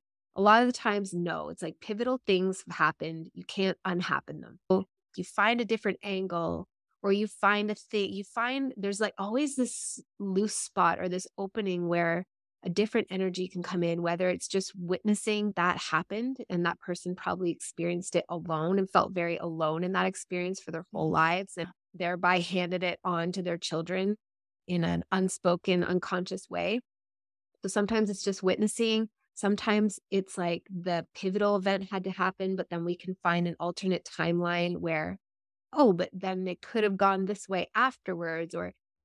But what it seems to do is it affects the current film frame we're on. Like the film is already there, the story is already written, but the energy within each film frame is moving, if that makes sense. So if you can find the flow of the movement, then you can be a creator in that flow without having the hubris of thinking you can overwrite the whole entire thing, or like the self-delusion that you can overwrite the whole thing. Yeah. It reminds me of darkroom manipulation with photography. You can take a certain set of film and you can develop it and get an entirely different result from the same image, from the same film set. You can use different, and those developing liquids are really just, there's so many cool, weird, almost like spiritual chemicals that we're using to conjure this image out of the film. And by manipulating what types of the order and again, time and the temporal and the developing, you can actually bring something out of the image that wasn't seen or experienced in a different technique of development. And so, there's all the solutions that we flow through to develop the film strip of our life. I can't even get over that it's like the solutions, like the literal, like the liquid solutions, the chemical solutions, and then the solution. But that's a really, at least for me, like really a perfect way of expanding that concept for me, is being like, because the thing that was impressed on the film is there, but there are other elements that can be brought out and highlighted. That's so brilliant. So like kids too. Kids come out like a base they come out with some base programming. And then everything, the nurture versus nature is so interesting because I think it's both. It's like not one or the other. It's definitely both. And I think that nature imprints so heavily sometimes, and nurture. When I say nature, I mean this world around us, actually, not what we're born with, but what we think is a natural world. It actually imprints and changes us. It's this whole world, this oxygen, this aether we're moving through is that solution that develops our film strip by strip, bit by bit. And I think a lot of the swirling, whirling energies that we have, I think some people have like just toxic bodies, but their minds are toxic, their bodies are toxic. And I wonder if that affects that solution, their own liquid cauldron that's flowing through them, the emotional bubbling cauldron. I think sometimes that is a different, their film strip is truly being rendered in a different tone. Yeah. Because of their own internal processes and their own world on the inside. And then other people live these weirdly blissful lives. And I think that it's because the solutions inside the waters is flowing through them they're just a different type of solution, and their film strip gets rendered in a certain way. And what you said about time, this with temporal processing, I do think every single individual has a different relationship with time. And I think that time is so unique. And I think that time actually bends to our circumstances. And we're like, how will I ever find the time? And even finding time is, how will I find the time to do this? You have to make time. You have to literally make time. We don't make space for time. We actually make time itself. Like we make our relationship by just doing the thing. Sometimes I look at my list and I'm like, there's no way I'll be able to do all this stuff in one day. There's just no way. But then I say, oh, wait a second, just do it. And you'll be proven wrong. Somehow the temporal stage widens and I am able to do all of these things because I think it's flexible. It's flexible in a way that we are not allowed to recognize because it seems so militaristic and time is just marching onward. But we've all had the sensation where time either flies or it crawls. Mm-hmm. So individually, just on the most basic level, we all know that. There's some times where it's like, a couple of hours. Whenever I'm on these podcasts, we've already been talking for over an hour. Feels like we just got started for me because that's my relationship with time. In this flow state, my relationship with time goes out the window. And I have absolutely no idea how long we've been in this space. But I can see the numbers at the top of the screen are marching onward that says now we're in 13 minutes or whatever. And so that's what I guess. But it's just, oh, it's just so fascinating because, and then when you're bored, this time seems to crawl and and time almost seems to go backwards sometimes. You're like, it's only been 2 minutes. And I feel like I've been here for an hour. So our relationship with this ever important thing, time, is so incredibly unique that I think it could be a way to introduce this to others, that everything that we're experiencing is set. Time is set, or set science, settled everything. I think that it's a much more unique individual experience, and we have the capacity to manipulate in a way that serves us, or we have the capacity to be manipulated. I don't know. These are all concepts that are so wildly out there, but also weirdly connected. Everything that we've touched on today seems like we've been here, there, and everywhere, but it's all connected. It's all, and it all flows through us as these individual receiver projectors and renderers, complex rendering machines. Because we really are experiencing everything through our eyeballs. When our binocular system is set up in such a way, and you being a visual artist, you've been told that our eyeballs work. They bring in light and they flip it around and then they flip it back, and our eyeballs are meant to invert the world and then switch it back around. That seems so wildly inefficient. I cannot imagine that being the real way it's done. But I just love that they tell us that this world is inverted. They tell us that everything we see is an inversion, and then it's flipped back around again. It's like, why would our brain need to do that? Why would our brain need to turn it upside down then flip it right back? What on earth would that be? I think that's why they tell us that we only use 10% of our brains. Is they have to tell us everything. They have to. And essentially they're telling us, like, you have so much potential, but it's just untapped. We don't know don't know what to do about that. Access it. But yeah, that's true. I've never thought about that. And yet we're colonizing Mars. We can't tap in to the other. Let's talk about Elon. Let's talk about Bud and Twitter and just the things that are coming up. And just to find it very fascinating that this is our first time ever having a conversation. And yet both of us individually are feeling like, we're getting pulled back into the dark, swampy conspiracy. Yeah. That was part of my awakening too. We started with what my awakening was leading up to my 2020 apocalypse, which means lifting of the veil. Apocalypse does not mean fiery destruction. It just means a swift lifting of the veil. To uncover or reveal is what the word apocalypse means. But leading up to that, I was so far down the rabbit holes from 2017 to 2019, QAnon, Pizzagate, Pedogate, just an evil cabal of satanic baby eaters. My God, just so sick. The stuff that I was imagining in my mind. And I was holding it to be true in my mind and picturing these things, which makes it in a way real because I have made it real in my head. And oh gosh. So anyway, I was really into saving the children. I was like, why can't the world see that Epstein Island is trafficking all these children and they're eating them down in the basement and taking their adrenochrome? And I believed the absolute most depraved things in the world were happening right under our noses. And I was on a crusade for a minute there to stop it. But that all coalesced with my 2020. All this is happening through Twitter and Instagram, all the Pedogate, Pizzagate, Twitter and Reddit, and all these, Twitter being the place where I was reading about it quite a bit. Then I had my awakening where I saw that one case was unreal, and then I looked at all this other destruction, all the other stuff about the children, and I was like, oh my gosh, could this be unreal too? And I came to the conclusion for myself that it was just this really intricate QAnon, the Pizzagate, Pedogate, all that stuff, the Podesta emails that I would read, all that stuff was just laid for me to lose myself in. These rabbit holes had been pre-constructed, pre-dug for me to go and find and then lose myself within. And we're fast forward, you said during 2020, we got a little bit of a respite from it. We did. It went dormant a little bit. And then now 2022, almost 2023, Elon has purchased Twitter.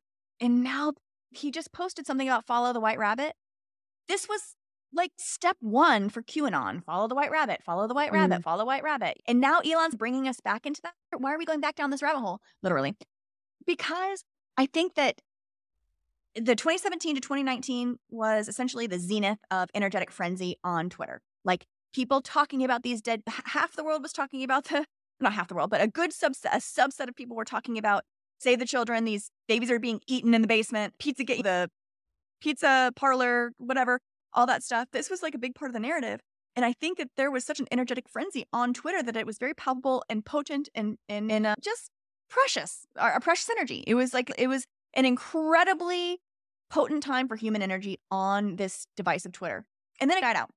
Now Elon's back. He's trying to, I think Elon's actually a character. I think a lot of these tech wizards are just characters, or they're Bill Gates being the computer virus guy and now the human virus guy. He's, and his name being Gates, like a gatekeeper. I don't trust it. Anyway, I don't believe that these individuals are real. I think that they're boogeymen. But Elon Musk is, this character. He's the space guy. He's the electronic money guy with PayPal. He's battery powered guy. He's the space guy because space is fake. And so they need an arbiter of that. He's the digital currency guy with PayPal because all currency is an illusion, but we needed some sort of character to introduce that into the social sphere. So that was PayPal with electronic money transfer. And then with Tesla, the electronic cars, it's just a really wonderful way to keep the veil over our eyes of what energy really is and how to power this realm. And because Teslas rely on coal-powered generators, guys, until we realize that the electronic cars are no better for the environment than non-electronic cars. Like, people just don't get it. They don't get where this power is ultimately coming from, the coal-based generation. And I think I have a higher theory. So anyway, Elon's here to just be this, like, the figurehead in front of all of these things. Now he's Mr. Computer, Mr. Twitter, and he's lauded by some. He's loathed by some and loved by others. And that creates a sensation of polarity. I think everything exists in power. That power exists in polarity. And it's all just a way to keep us from understanding the true. If we believe that Elon's Teslas are the farthest we can go with the electronic vehicle, when we're not even realizing, like, cars could probably, we don't need, I just think there's so many different ways to do this thing called life, but we keep giving these characters that we buy into, and they're just furthering a narrative. And now Elon seems to be furthering a narrative of QAnon, of great grand conspiracy, and leading us back to the space that we had left, and now we're back. But it hits me in a different way now that I'm no longer believing in those narratives. I no longer believe that there's children tied in the basement of a pizza parlor. I see things a lot differently, and I can see the game being played. You mentioned game player. I can see the gaming of the American psyche, or the global psyche, really. I can see how it's playing out, and I'm just seeing the conversations that are being had, even in my realm. I see these people just getting back into the Q narrative. And I'm like, wow, I thought we learned our lesson. That this is all just like a mind game. But it's juicy and it's very powerful. It pulls our energy and it pulls our attention. So I think Elon's positioning as the helm of Twitter, I think is a way just to pull our energies back down into the rabbit holes somehow. And then game of loving or hating Elon is its own form of energy polarity. Everything exists in polarity. All the power exists in polarization. That's why we're only ever given two sides, a right and a left, a red and a blue, because in the center of that extreme polarity is extraordinary power. Powered by things that are null, things that are not polarized. Oh, there's no power there. Polarization breeds power and polarity. And so I think that this whole realm is based on polarizing the mind and these polarizing figures and history. Like even Columbus Day. Half the people believe that Christopher Columbus should be celebrated. The other half think he was a slaughter murderer. This is same thing with Thanksgiving. Half people believe that this was a joyous a dinner between compatriots, and some people believe it was just a fanciful story because we were too busy slaughtering them to have dinner. And it's just like, for every story, there's two sides. But we're only given two sides because that's where the power lies. When some people believe this and some people believe that, and nobody is in the middle ground in between. We're never given that chance to rest on the middle ground. I definitely think that every single person that we see popped up in the media, no matter what thing that they're saying, they're all, characters, like you said. That's just how it looks to me. Like occasionally, sometimes my partner, who's like way more, he was red pilled way before I was. So he can see things, but occasionally he'll be like, Elon said this. And I'm like, no, honey, no, it's a lie. It's all a lie. None of it's real. It's purposefully released material. Yes. It's meant to, it's specifically released. The phrasing is such, the media is such and such a way. Even there was a picture of Elon Musk on stage with Dave Chappelle. Did you see that video? Dave Yes. Chappelle, famous comedian, most popular comedian of all time and modern, whatever. He brought Elon on stage and the crowd was booing Elon. But if you really dissect that video, you can't tell who's on stage.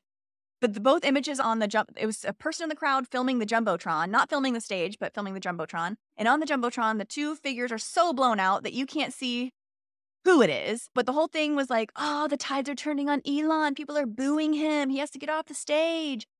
And that's all just part of the scripted narrative that, ooh, Elon's like, this builds him up. Just like the Bill Gates character was such a huge part of QAnon. I don't know if you were familiar with that, but like Bill Gates was like supposedly down there in the basement eating the babies. Everybody thought that Bill Gates was like Mr. Adrenochrome. It was so weird.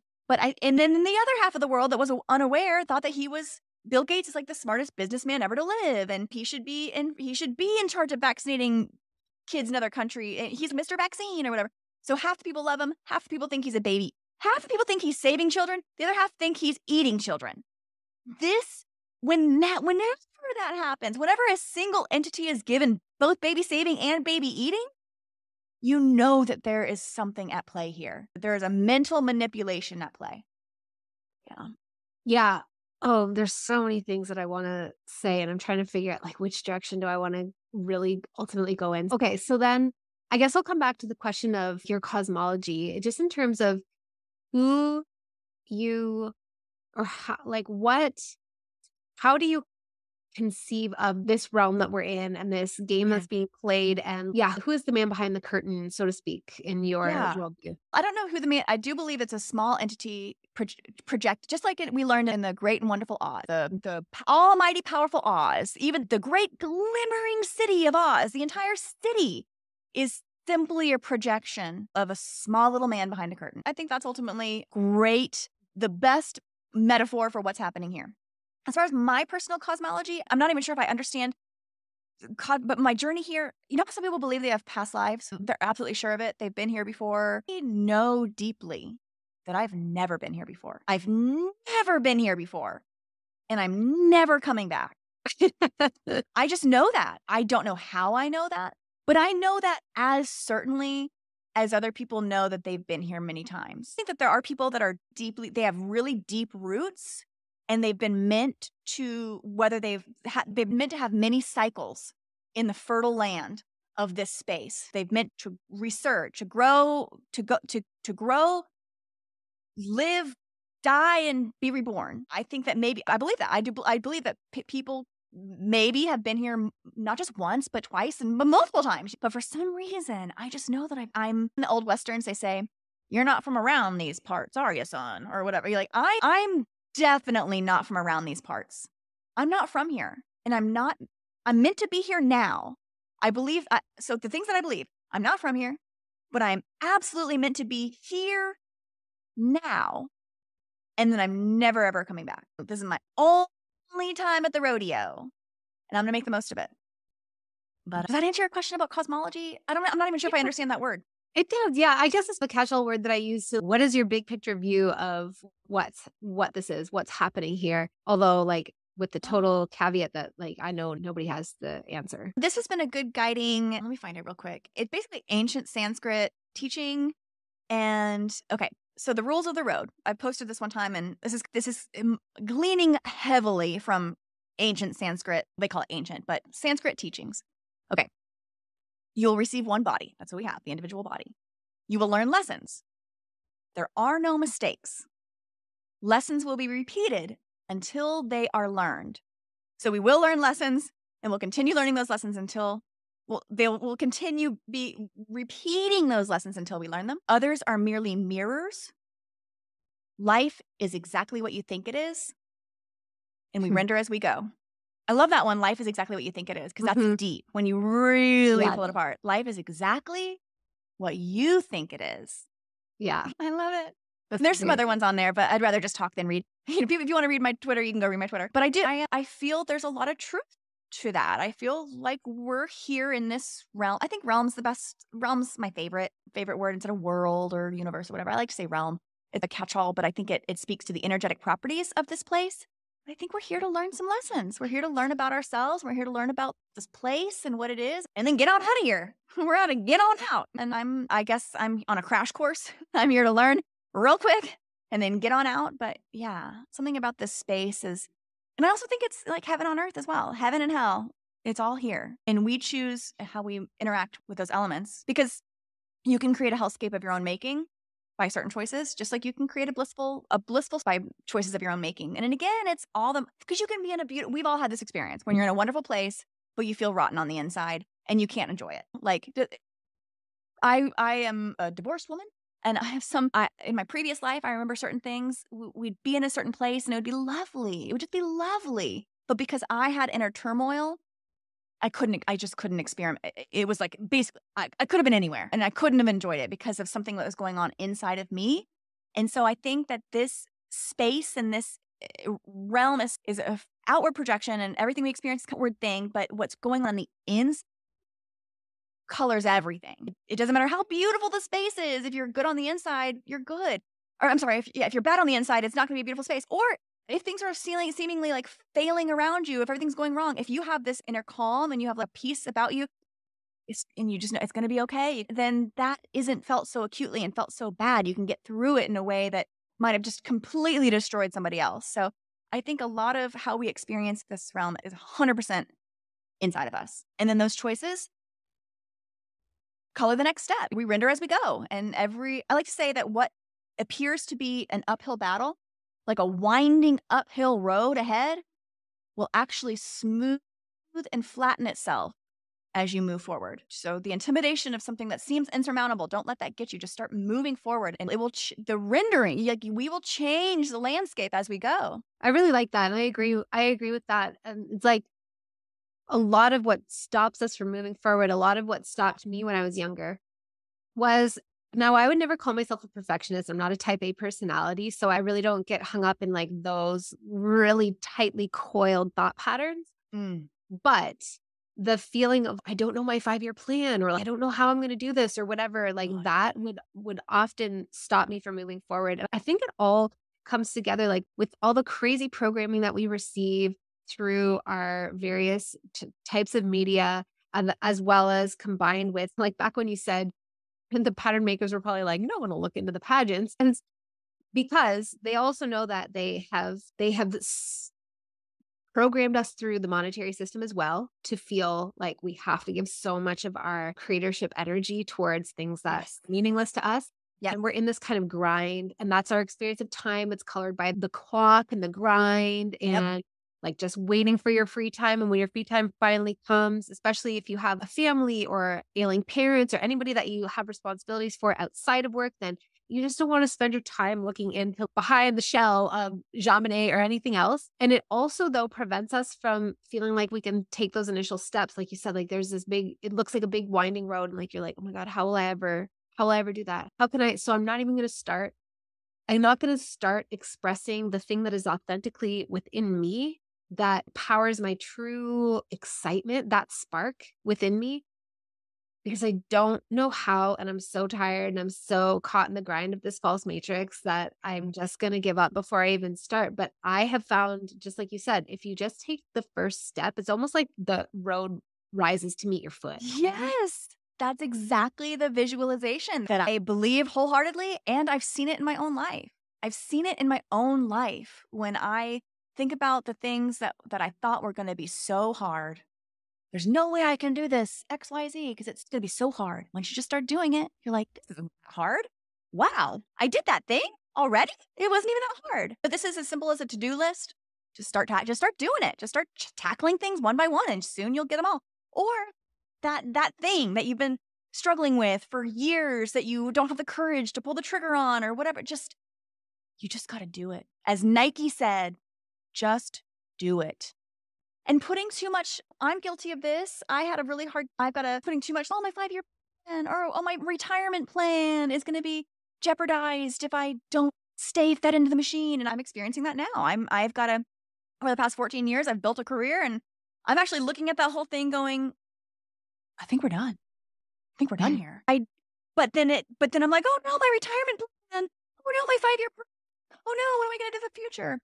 I get those feelings too, but then I'm like, oh, that's their programming. Oh, that's good. Oh, I see what you're doing there. But in reality, if I just commit to giving full energy to my creative spark and to doing what I love to do, a lot of this is underneath what I call the human vibration umbrella. Realize Radio is something I pour my energy into. I love building that community, and just I recorded an episode just this morning before chatting with you. I do that almost every day, record something with that. And my co-host Rambo, he's amazing. He's over in the UK. I realized that could turn into something. It could. It's at its infancy now, but it could be something if I could only just make the leap. I think it's a Terrence McKenna quote, but it's about taking that great leap into the unknown and realizing you fall into a bed of feathers. Yeah. It's not as tough as you think it's going to be. And actually, it'll be quite beautiful and soft landing. We just got to give ourselves the courage to do it, to just do it, and the serenity to know it's going to be okay instead of the anxiety. Depression is living in a past that you cannot change. And anxiety is living in a future that has not happened yet. It hasn't happened yet. I'm anxious about my 5-year plan. Those 5 years they're not here yet. Don't worry so much about that. And yes, that may seem Pollyanna. Oh, you can't plan anything. That's not what I'm saying. But there is a point where you have to break yourself from the conditioning of if X, then Y, if X, then Y, if X, then Y. Oh, if I don't do this, then I'm going to be insolvent. Oh, all these things. If I quit my day job and pour all my energy into my passion and my love, I'm going to be homeless tomorrow. That's probably not the case. And if you just start doing it and putting in some effort, and sometimes you have to build yourself a long runway to make that leap. And that's what I've done over the past couple of years, is build myself a runway. And now I'm ready to take the leap. So it's not something that can be done overnight, but you can do it. You can make gigantic changes, instrumental changes in our own life. And this is kind of like a choose your own adventure game.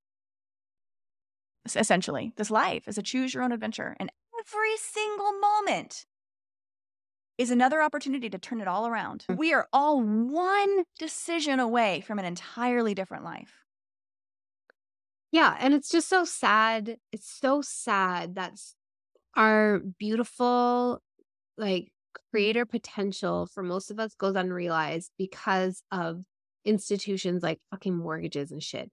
And I get it though. I also, if I don't pay my amount too, I'm also like, will I pay my bills this month? And I do. And I'm very lucky. I realize that it is a real experience, but it's real because we've bought into it. Yeah. We let it control us. Yeah. Just believing in it. Yeah. It's just such a bummer. That's just when I think about the actual human potential, the potential and what we would create if we were truly free of these ridiculous systems that have us hijacked. I can't even imagine it because it's unimaginable. It's beyond what we could even imagine. We've spent all of our power. They take so much of our power, and I don't know who they is. The ubiquitous they, the script writers, the pattern makers, the game makers, the few. We be the many, and they be the few. Once we realize and taking your power back, my life has changed so much since I woke up because I no longer. I'm like I have my own immunity. Speaking of COVID-19 or whatever, that whole thing. But I have a personal immunity now. I have built my immunity up to the noise and nonsense. I'm immune. I see a new headline on the miss me with that. No, I'm not. Oh no, traumatic this or that. Instead of getting caught up in it and having to know every single detail about it, I'm just like, next. Nope. I'm not even gonna give it my energy. And that actually does free up. I feel like I have a lot more. My manifestation has gone off the charts. Ability to have these intense synchronicities with others and these deep connections with others, even though we're connected through the internet. I feel like my ability to pour into my own life, it has just exponentially increased now that I'm not siphoning off so much of my energy towards the beast, towards this endless vacuum, black hole of noise from the media, the mouthpiece, the void. And life just gets better. Life gets better when you no longer give all of your energy to the crazy news, the crazy conspiracies, and I think all conspiracies are a way to just trap the curious mind, to give it something to do and to trap it, essentially. I think that's why neutrality is the key. And I've been talking about this for the past couple months as well. I do these weekly energy reports on my Patreon, and I've been talking about this neutrality, even as I feel myself move farther into the awareness of the polarities. So I do believe, and this is just where I'm at, it's always a work in progress, but I do believe that satanic ritual abuse is really real. So I got pulled into this space where I was like, this dark egregore is real. It is like, there is evil here. And then that pulled me into the equal and opposite of, there has to be an equal opposite and greater power of light. And so I'm sitting in this, to me, looks like an infinity loop. Like the World Cup logo, that parabola, that I infinite didn't even think parabola. about that. Yeah.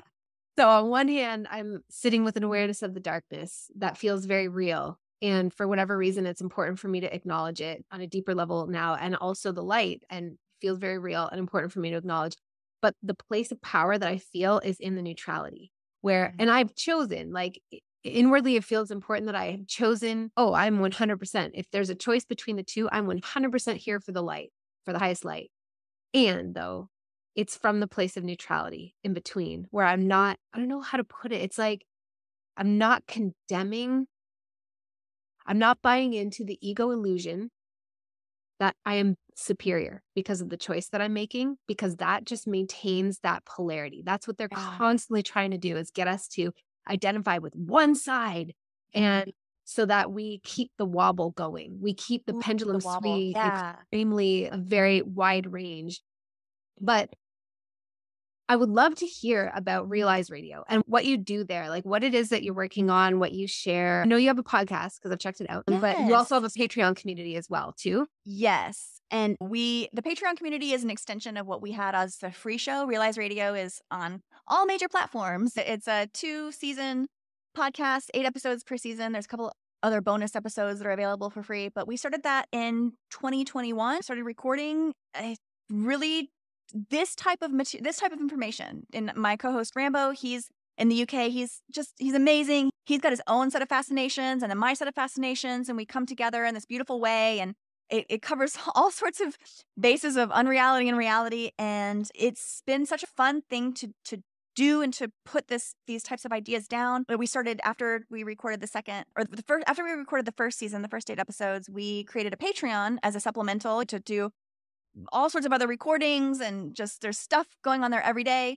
And it's really more about the community. It's really more about like creating an avenue for us to be able to communicate with our listeners and to be able to, we've got a Discord element of it. We have all these listener spotlight recordings where we bring people on and we actually chat with them and talk about their journeys and how they came to this type of rethinking and relearning about the world and what that's meant to their own personal lives. And just seeing that, just the listener spotlights alone. And we've got like hundreds of recording. We've got so much material on there now. It's really a robust media-based community, but also the communication happening on there is incredible. The questions being asked in the comments blow my mind. The enthusiasm from the community has just blown my mind. It's on Patreon. It allows us to be a little bit more free with everything we say. Not that we were so censored on the free show, but highly recommend I highly recommend looking at the free show, Realize Radio, Spotify, Apple, however you get Podbean, however you get and that is a good, oh gosh, the leaf blowers just started outside my window. I'm so sorry about that. Oh boy. That gives they're like, we don't want you to advertise Realize Radio. That gives a good taste. The free show gives a great taste of the spirit of the community and the spirit of the recordings. And then we just have taken that to the next level with the Patreon, and it's an ongoing effort. And it's really where I pour, other than sharing on Instagram or Twitter as Human Vibration, it's really where I pour my energy, this type of energy, this creation energy that I have, I pour it into the community. I pour it into the Realize Radio universe that has been established. And I'm proud of it. I don't like using the word proud because I think that has weird connotations, like pride is a deadly sin, whatever, so they say. But I do feel like it's such a pure effort, an organic effort, that even though I don't know where it's going and I don't know what the next step of it is, and I don't really have any vision for the future of it, I just know that this is the building phase. Just keep pouring into it. Do not busy or burden yourself with ideations of what it could or may be. Just keep pouring yourself into it. And there's been a few instances in my life, in my IRL, where I've done these types of projects, these types of creationism, when I look back at the things that I've done in my life, these are the things I'm most proud of. They just start naturally and I pour into it naturally and effortlessly. I don't have to go, oh, I got to record today, or oh, I got to edit that episode. It's just like, I'm just doing it. I couldn't not do it. I couldn't not do it. Love doing it. I just love doing it. And it's one of those things. If you like to draw, you're just going to doodle. Yeah. Writers write, people who draw, it's like, it's something that just pours out of you without effort. And for me, it's been this. It's been having these types of conversations, and we have guest episodes. Guests come on, and many of the episodes are just me and Rambo, two co-hosts talking. But we have a whole a roster now of like familiar voices and people in our little Realize Radio universe, and it's just been really wonderful. Been really wonderful. Yeah, cool. I'm definitely going to check out your Patreon. As I said, I've checked out your free podcast, but I'm definitely going to check out the Patreon. And I think it's probably one final question. I feel like I can't guarantee because there's so many interesting things that you say, but we'll definitely do a part 2. We'll definitely do a part 2. But I'm just wondering, I remember hearing you on Cheney's show last year, and I think she asked you some homeless man, you were sharing how some homeless man told you that you're an angel. Oh, yeah. And you were like, I identify with that. Do you still feel like you're like, when you say that you've never been here before and you're never coming back, but you usher people through a rebirth? Do you feel like I think without religion, I'm not a religious person, but I think angel could be absolutely a descriptor. I'm here visiting to do a thing. I'm here with a message, obviously. I'm like, imagine this microphone as my horn. I'm an angel blowing a horn. Yeah. And I'm here to deliver a message. And that's my purpose. And I'm just going to keep delivering that message. And hopefully everything else just happens as it's supposed to. But I do believe, that I had the most profound conversation with a gentleman on the street. And he told me he also told me there's 3 types of people in this world. There are, gosh, I hope I can remember this. There are professionals. And that means you are just here to to just put in the work as a human. You're not meant to question anything. You're just meant to be a toil and tedious task and just get through this human experience, live and then die, but never question anything. My God. Because that's, I think, a lot of our parents, honestly, a lot of the generations before us. There's also travelers. These are individuals that feel that they can learn everything about the world by just seeing it, that the questioning is not within here, it's out there, that all the discoveries of the world are out there, and they will live their life in search of the great discovery to be found. Somewhere out there is the great discovery just waiting to be, and live their life in pursuit of this great discovery beyond. And then the third one are the angels. And they are meant to be here to deliver a message and to get out. And he said, and you're an angel. And I said, oh my God, you're right. No, and there was nobody else. This was during COVID. And it was one of those things where your downtown is like eerie. It just looked like all the shopping centers still had their things inside of them, but there was nobody in there. It just looked so eerie. Everything was so eerie. It was like the world had existed, and then all the people were just sucked out in a moment, but the scenery was still there. And this is late at night when I was wandering downtown because I just thought it was such a spectacle to see. I'd never seen my downtown look this ghostly. And there he was, just like calling me from, and I went and I had a 30-minute conversation with this individual, and he was tapped in. He was tapped in. Oh, and we also talked about, I was like, why isn't COVID eradicating the homeless community? I said, why aren't you guys all dead? And he was like, I know. It's weird, isn't it? He was like, it doesn't seem to be getting us. And this is when I had already suspected that this invisible enemy could you all be in our mind. He said the deadly virus wasn't exactly as being advertised. And it was just such an interesting conversation. And it was illuminating in every way it could be. And just goes to show you can't it was probably the most intellectually stimulating conversation that I'd had in years. And it was from a vagabond on the street. That theoretically in the mind, you're like, how could these two? But we discount, we put labels on people. We discount the intellect and ability based on circumstance. And I'm glad I sat down. I'm glad I sat down on the pavement. I was wearing this skirt. I was wearing this pretty skirt. And I remember I just sat right down on the pavement and just shot the shit with this homeless guy for 30 minutes. I just knew that he was going to deliver, almost like in a video game where you know that person like, you just got to go talk to that stranger over there, and they're going to give you your information for the next part of your journey. Not to say that he was an NPC, and I'm not having that conversation, but he gave me what I needed in that very moment, and it was life affirming. Yeah, he gave you the codes or the keys to the next leg of the trip for you. Clearly, he was an angel out of those 3 categorizations. Yeah, dressed up as a vagabond. Yeah, it was a night I'll never forget. I'll never forget his face. I'll never forget his voice. And he made direct eye contact the entire time, which is hard to do. So that's a hard thing to do sometimes. But we were locked in on that eye. We were really conversing, soul to soul chat. So cool. Yeah, it was amazing. It was amazing. And the way in was questioning COVID, which I love. That was kind of the entree to go, I'm a questioner. Are you a questioner? And he was. And that was a beautiful way in. This was such a fun conversation. We have to have part 2. There's there's a whole world we need to get to. Oh my gosh, seriously. I just feel like every time that you were talking, there was like at least probably 5 things that I was like, and I could go down that way. I could go down that way. But yeah, I'm very thankful for your time. I'm very thankful for what you share, especially since you had this like big crack open on January 8th, and you could have spent a lot of time second guessing yourself and suppressing it and being like, am I crazy or whatever? I'm sure you had those thoughts, but the point is that you still put it out there. And I think that you're doing a massive service to everybody who is ready for that level of information. So thank you very much. And thank you for being here to just conversate with me this morning. This was wonderful. Just a wonderful way to start my morning. And it was great talking with you. And thank you for prefacing to your audience too. You know your audience better than anybody. And this is not that easy information goes down too smoothly sometimes.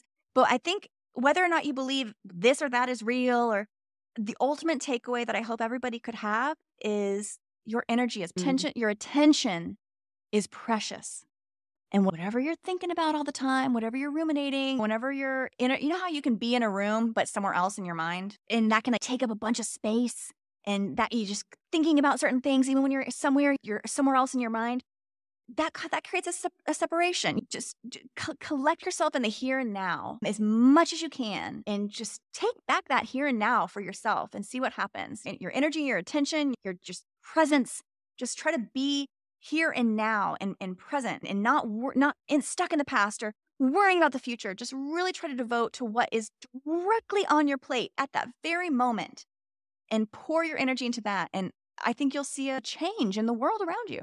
And one of my favorite quotes is Kara from Let's Be Friends podcast said this to me once, and I've never forgotten it. She said, "World peace begins inside of me." And I believe that. I believe that you have to, just like in the planes going down, you got to put on your own mask before anybody else's mask, before you can assist anybody else with their. You really got to come to a peaceful accordance in your own self. And that peace will resonate and affect everything and everyone around you. And I think that's very real, and something that we could all do, something we can all focus on. So whether or not you get into JonBenét Ramsey, that is neither here nor there. But just know and trust that that you house the most precious energy on this planet, in this realm, is your focused energy and attention. Our spiritual energy is so potent and powerful. Don't give it away. Especially not to things that have absolutely nothing to do with us. And just as a final leave off, would you share again that website that helps to train people? If there are people who have gotten all the way through this conversation and they're interested and they're like, I want to see what she's talking about with these like fake computer rendered people. It's a website called thispersondoesnotexist.com. Thispersondoesnotexist.com. And all it is a face. And then you press refresh and it's another face. And then you press refresh and it's another face. And these faces, at first blush, they just look like any old face. It just looks like a person you'd see on Facebook. Just looks like my neighbor Larry, or that looks like, these look like an individual you would see in real life, an individual you would see on the screen. And until you realize that these are all computer generated faces, not one of the faces is real, not one of them. And then once you realize that and start to scrutinize, you'll begin to see little anomalies. These faces that just looked totally natural, totally real, totally non-questioning, this just looking regular face, you'll begin to see it's a feeling more than a knowing. It's a feeling more than a sight thing. It's a gut reaction more than a sight thing at first. And you'll start to feel something off. And then you'll start to see with your eyes. You'll start to see anomalies in the pictures.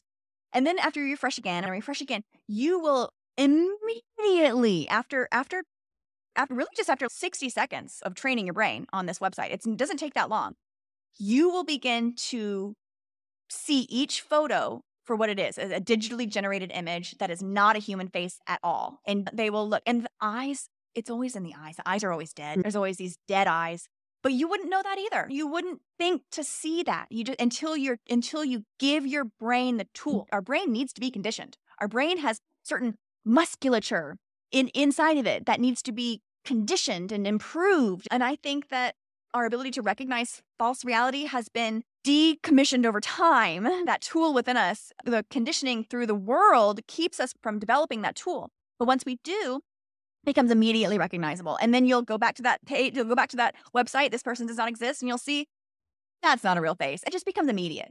What was at first completely unseeable, you couldn't see that they were fake, becomes just first nature. And once you see, you can never unsee. There's no going back. There's no going back. So that's a fun one. That's a fun exercise. And just know it even says there, if you go there and you're like, this is a real face, just read about it. Read the technology. Basically, it's taking, this technology is generative adversarial network. It's taking every face we've ever given it on our social medias, through TV, television, and film. Basically, every face that this machine has ever encountered, it learns what a human face looks like. And so over time, it'll give us its best approximation of a human face. It's not perfect, but it's good enough to fool you. But then once you have the tools, uncanny valley, which is something we're all born with, this sensation of the real from the unreal, being able to detect unreality in humanity that we're all born with, weirdly, which doesn't make any sense why a caveman would need uncanny valley. Goes back to whether or not deep history is true or not. But I believe that it's something that we can strengthen, and we need to strengthen. We need to strengthen our ability to detect reality from unreality. And why not start with a human face? And I love that goes to your portraiture. It all connects beautifully. The human face is a beauty to behold. It's a fascinating amalgamation of geometry. It's really a geometry game. Our faces can only have so many proportions, but there's a beautiful expression within those proportions. But the computer can't quite get it right, and it can never render the light in the eyes. The light, the human spark, the candle burning down there that comes out through the eyes. And with these digital faces, you'll notice that they're not windows to the soul, but they're just deep voids, just black holes. There's nothing, there's no light behind those eyes. Anyway, so that's a fun one. And then Patreon, Patreon is just Realize Radio. And then my Insta is Human Vibration _Insta. And my Twitter is just @Human Vibration. Those are all mine. Those are all my ends. All of that is in the show notes for easy access. So definitely check it out, everybody. Thank you so much again for your time today. It has been an amazing conversation. And thank you, listeners, for just being here along the journey with us. I love you so much, and I appreciate you so much. I hope you have a beautiful day or night wherever you are, and I'll catch you on the next episode. Hey, my beautiful friend. Thank you so much for listening to this episode of Third Eye Awakening. If you like what you heard and you want to go deeper, then head over to my website, amybelair.com, and check out my store, which is full of my past programs, courses, modules, masterclasses, light codes, etc. that are powerful and they are potent and they pack a punch. Not gonna lie, they are here to support you, accelerate you, and activate you in your spiritual awakening and psychic development journey. And/or if you want to stay in my most current, vibey, live energy, then I suggest that you head over to the Patreon and join me there. At the lowest tier level, which is only $5 a month, you get a secret bonus episode for every Third Eye Awakening episode that goes out. You also get a weekly energy report and light language activation, and you get a new moon and full moon emancipation transmission. So those are some fun ways to play, and I'll just remind you that I always have live programs going, so keep your eyes on my website, on my social media, and here on the podcast to find out what is the most current offering that I have. Either way, I love having you in my world, and I hope that I get to meet you and work with you soon.